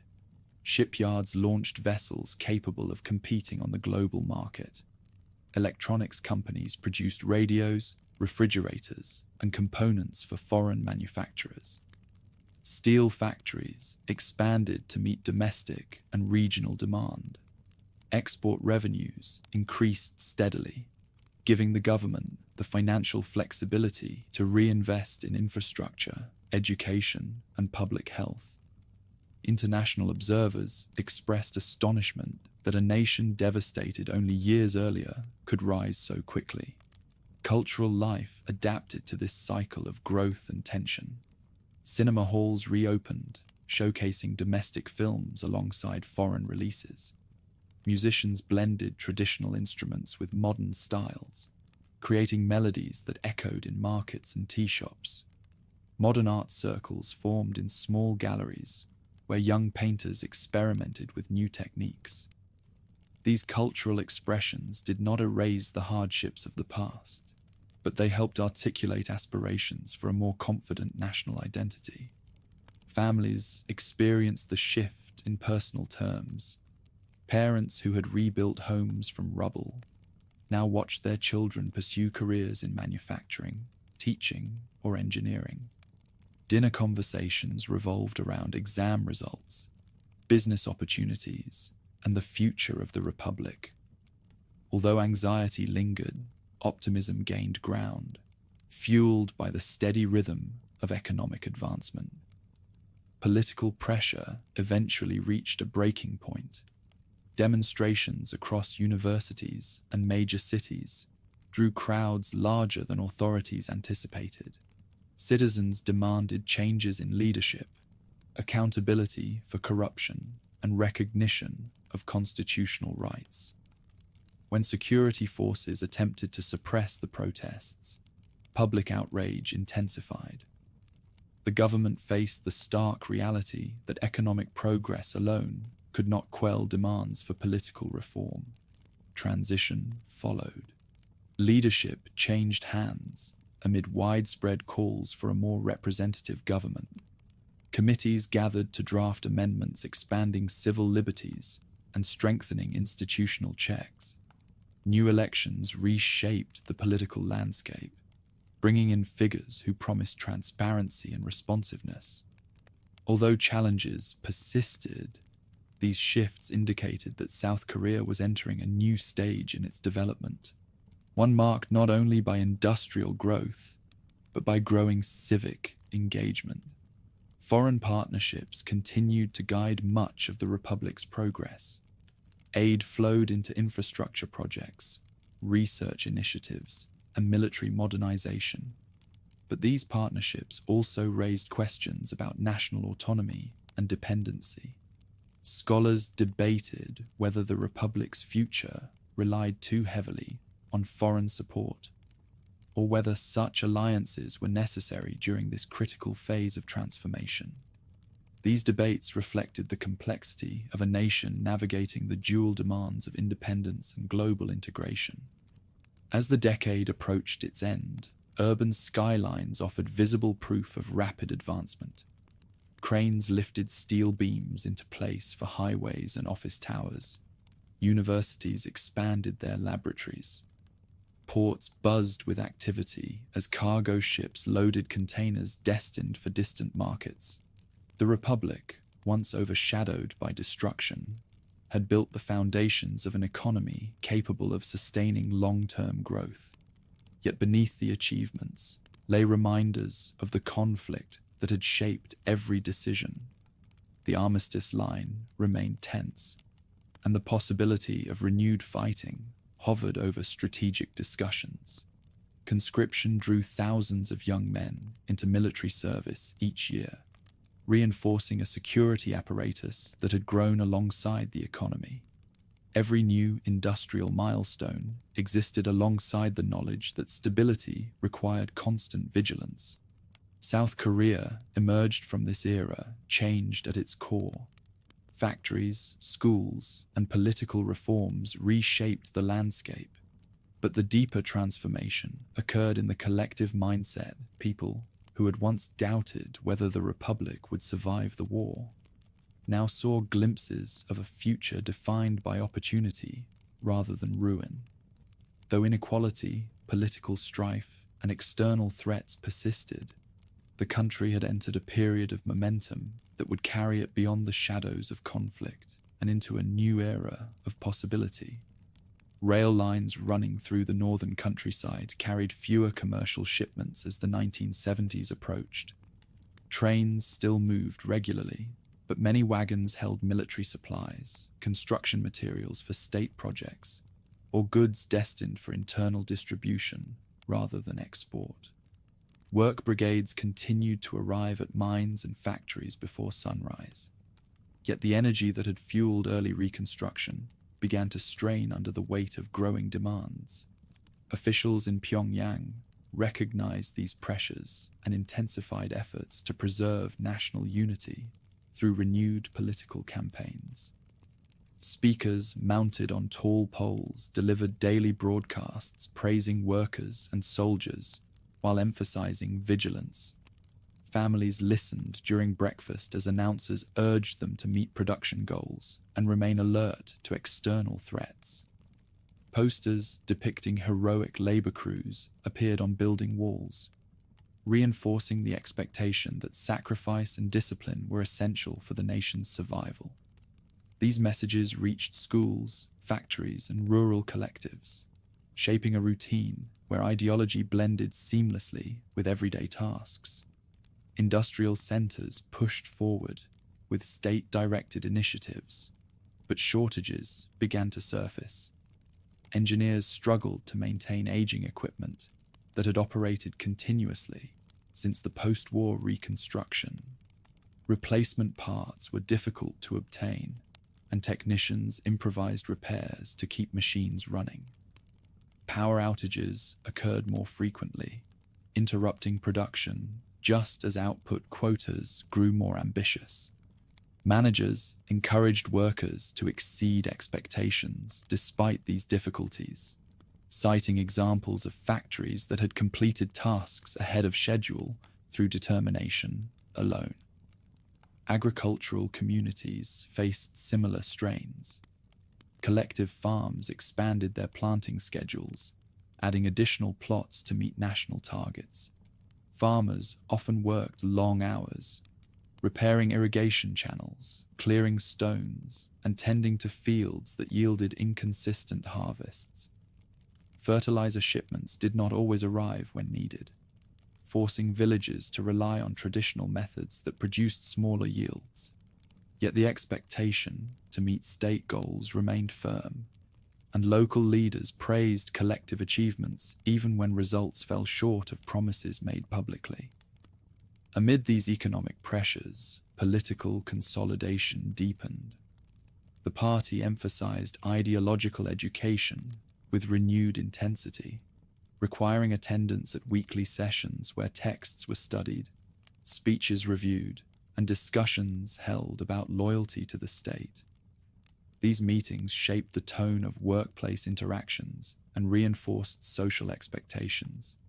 People learned to speak carefully, avoid criticism, and display visible enthusiasm during public events. Genuine support, cautious compliance, and silent doubt blended together beneath the surface of outward uniformity. Foreign relations shifted dramatically during these decades. Both the Soviet Union and China pursued their own strategic interests, leaving North Korea to navigate an increasingly complicated diplomatic landscape. Trade agreements that once guaranteed access to essential materials grew unpredictable. Disputes between major socialist powers affected the republic's ability to rely on either side fully. Pyongyang responded by reinforcing its commitment to self-reliance, promoting policies that aimed to reduce dependence on external partners, even as the economy required inputs difficult to produce domestically. Isolation became more deliberate with each passing year. Travel outside the country remained rare and tightly controlled. Foreign visitors were escorted through designated routes that showcased model farms, meticulously maintained factories, and neighborhoods prepared for official tours. Citizens seldom encountered outsiders, except during carefully arranged events. schools taught simplified narratives about the outside world, portraying foreign powers as unpredictable and potentially hostile.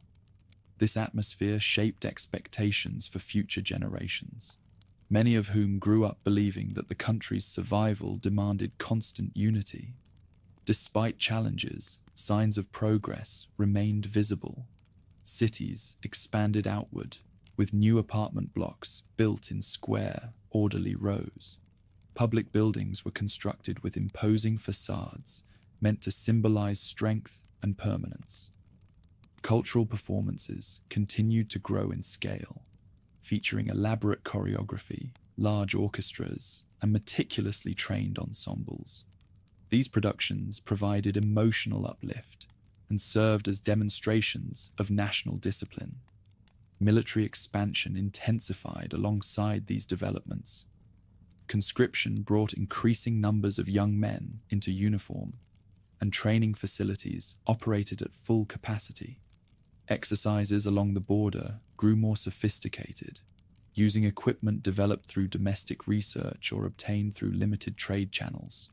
Military parades in Pyongyang showcased rows of armored vehicles, missile units, and disciplined formations marching in perfect synchronization. These displays reinforced the message that national security remained paramount, and that the Republic would defend itself without hesitation. Daily life followed predictable rhythms shaped by both necessity and ideology. Workers lined up outside factories before dawn, waiting for supervisors to assign tasks. Children recited slogans during morning assemblies at schoolyards. Families cooked meals, using careful portions to stretch limited rations.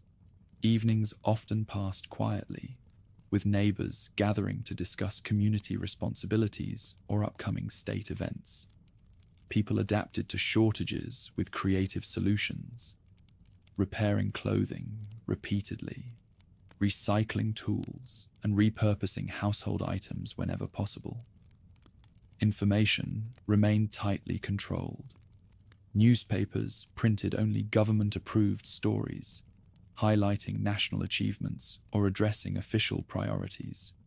Radio broadcasts offered updates on production progress, military readiness, and cultural events.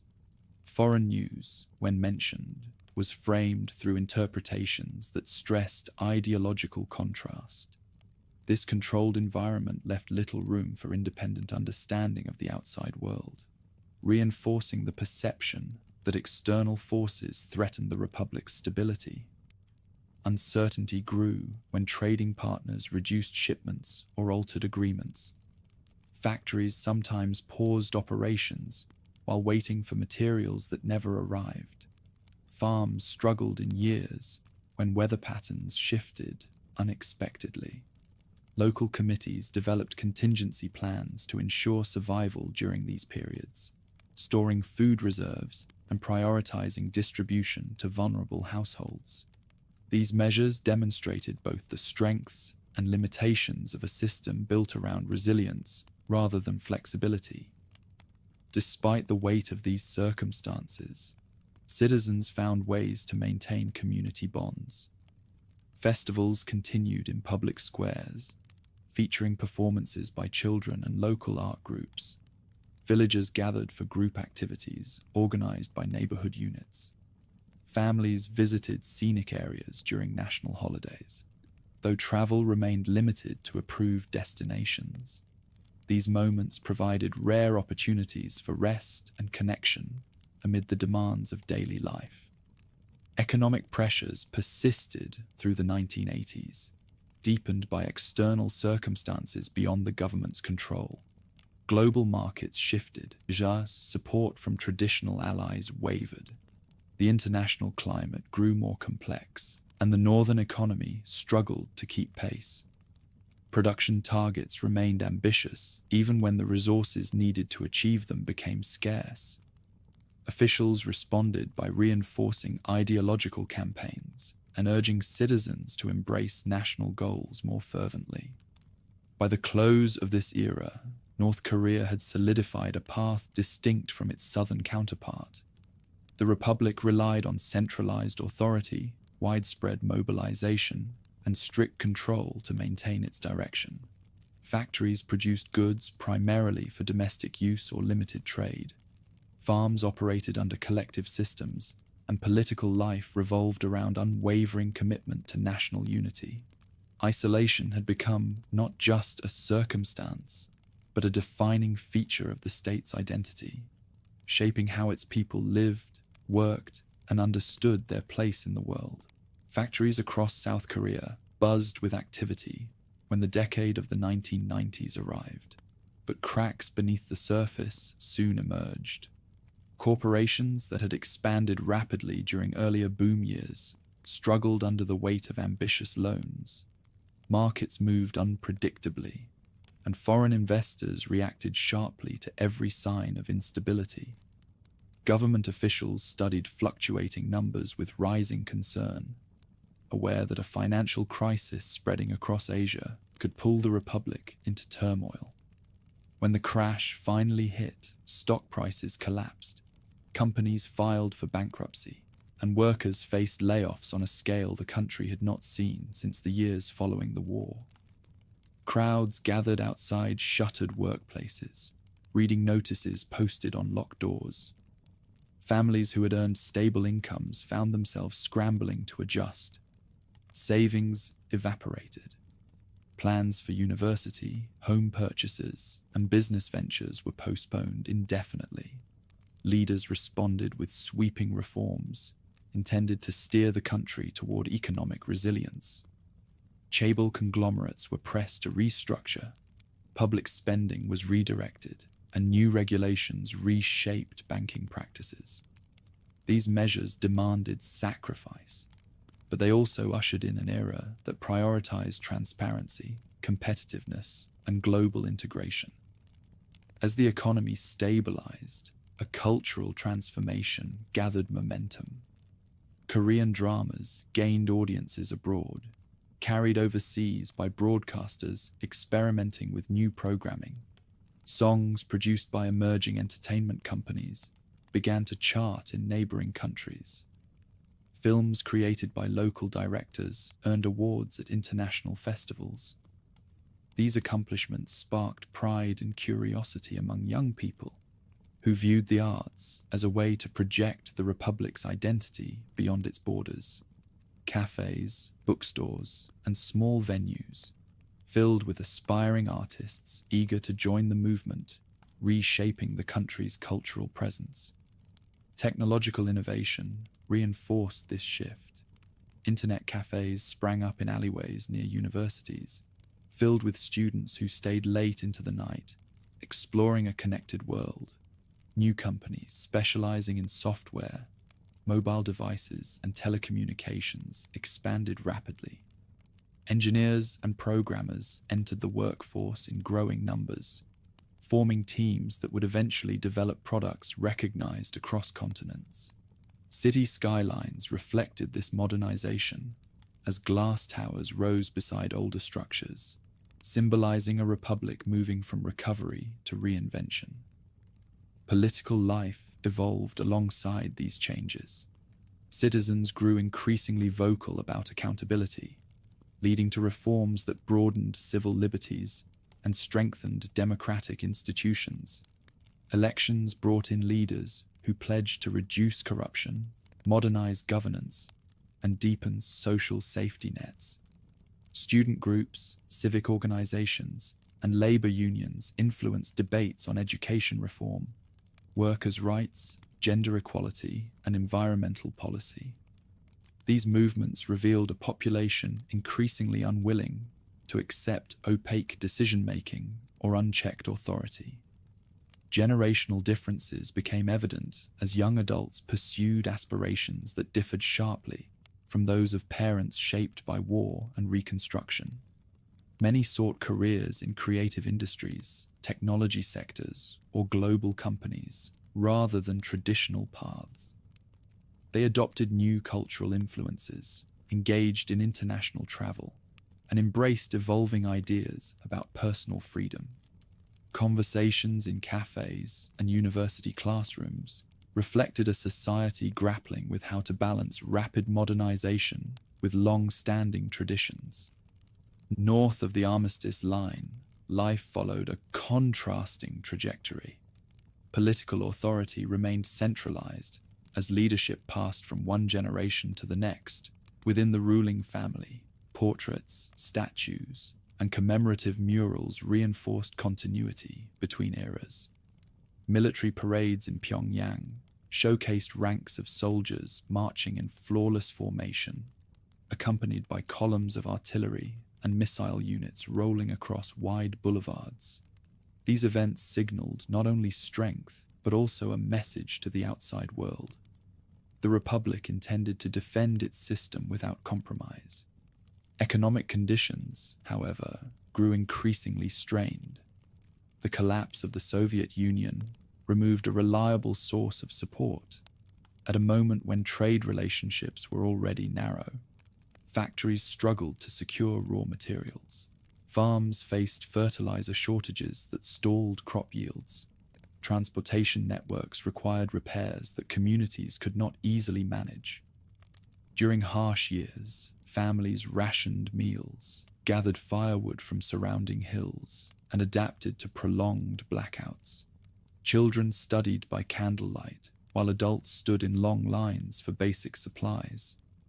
Despite hardship, many residents maintained a steady routine grounded in familiar structures. Neighborhood units organized community tasks. Teachers kept classrooms functioning as best they could, and work brigades met their obligations regardless of conditions. Radios delivered official broadcasts each morning, mixing patriotic anthems with directives from Pyongyang. The emphasis remained on collective discipline, resilience, and vigilance, reinforcing a worldview shaped by decades of self-reliance and distrust of foreign interference. Diplomatic engagements fluctuated unpredictably. Attempts at dialogue with regional powers sometimes resulted in temporary agreements, including discussions on nuclear activity, humanitarian aid, or family reunions. Delegations met in neutral villages or foreign capitals, exchanging promises that occasionally held for months before dissolving. Each cycle of negotiation brought small bursts of hope, followed by renewed caution. For families divided by the armistice, these brief periods allowed rare opportunities to glimpse relatives they had not seen in decades, even if only for a few emotional hours. Meanwhile, smuggled media from abroad slipped quietly into northern towns. Portable storage devices, radios tuned to foreign frequencies, and whispered exchanges carried glimpses of life beyond the tightly controlled information channels. Young people encountered stories, songs, and images that contrasted starkly with the official narrative. These influences circulated discreetly within trusted circles, reminding residents that the world outside was shifting rapidly, even as their own society remained anchored to established ideology. In urban Pyongyang, selective modernization appeared in designated districts. Apartment blocks with polished facades rose along major streets. New theaters hosted performances, featuring elaborate choreography and modern lighting systems. Public squares filled during mass celebrations, where thousands moved in perfect synchronization, forming patterns visible from rooftops. These displays projected confidence despite underlying challenges, reinforcing the leadership's message that discipline and unity remained central to national identity. Back in the South, daily life continued to evolve. Cafes played music from international artists alongside local hits.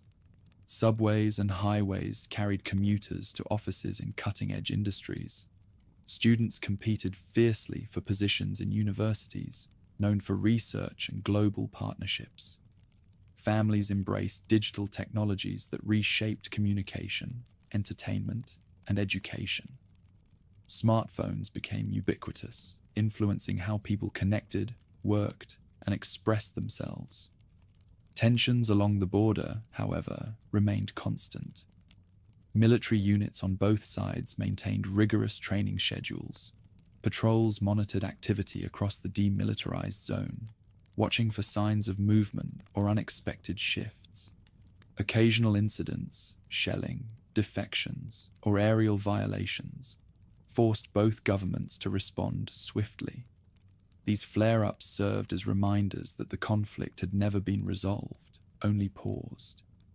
Each generation inherited the responsibility of living under the shadow of a division that defined the region.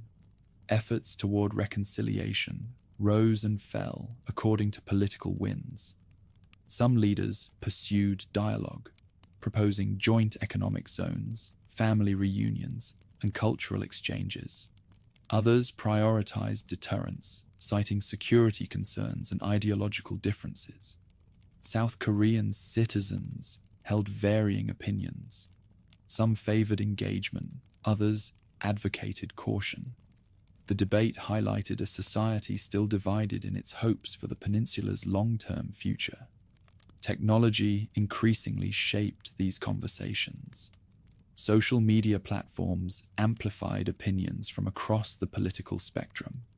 News traveled instantly, influencing public sentiment within hours.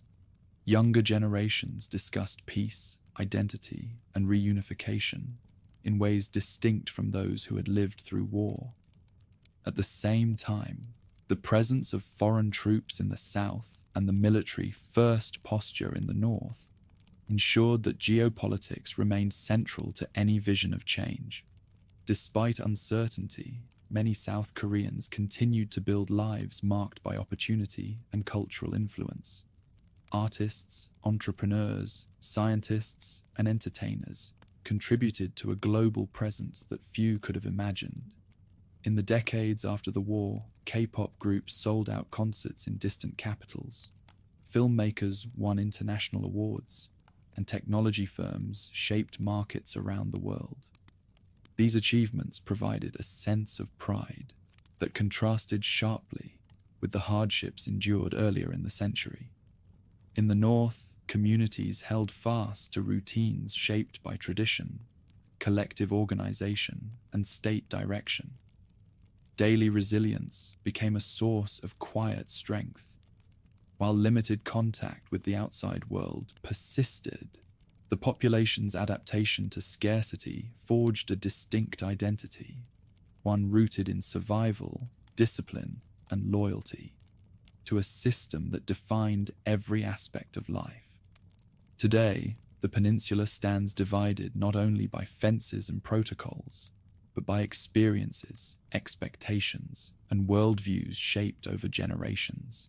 Streets in Seoul glow with neon lights and digital screens, while rural northern towns focus on meeting quotas and staying prepared for rapidly changing directives.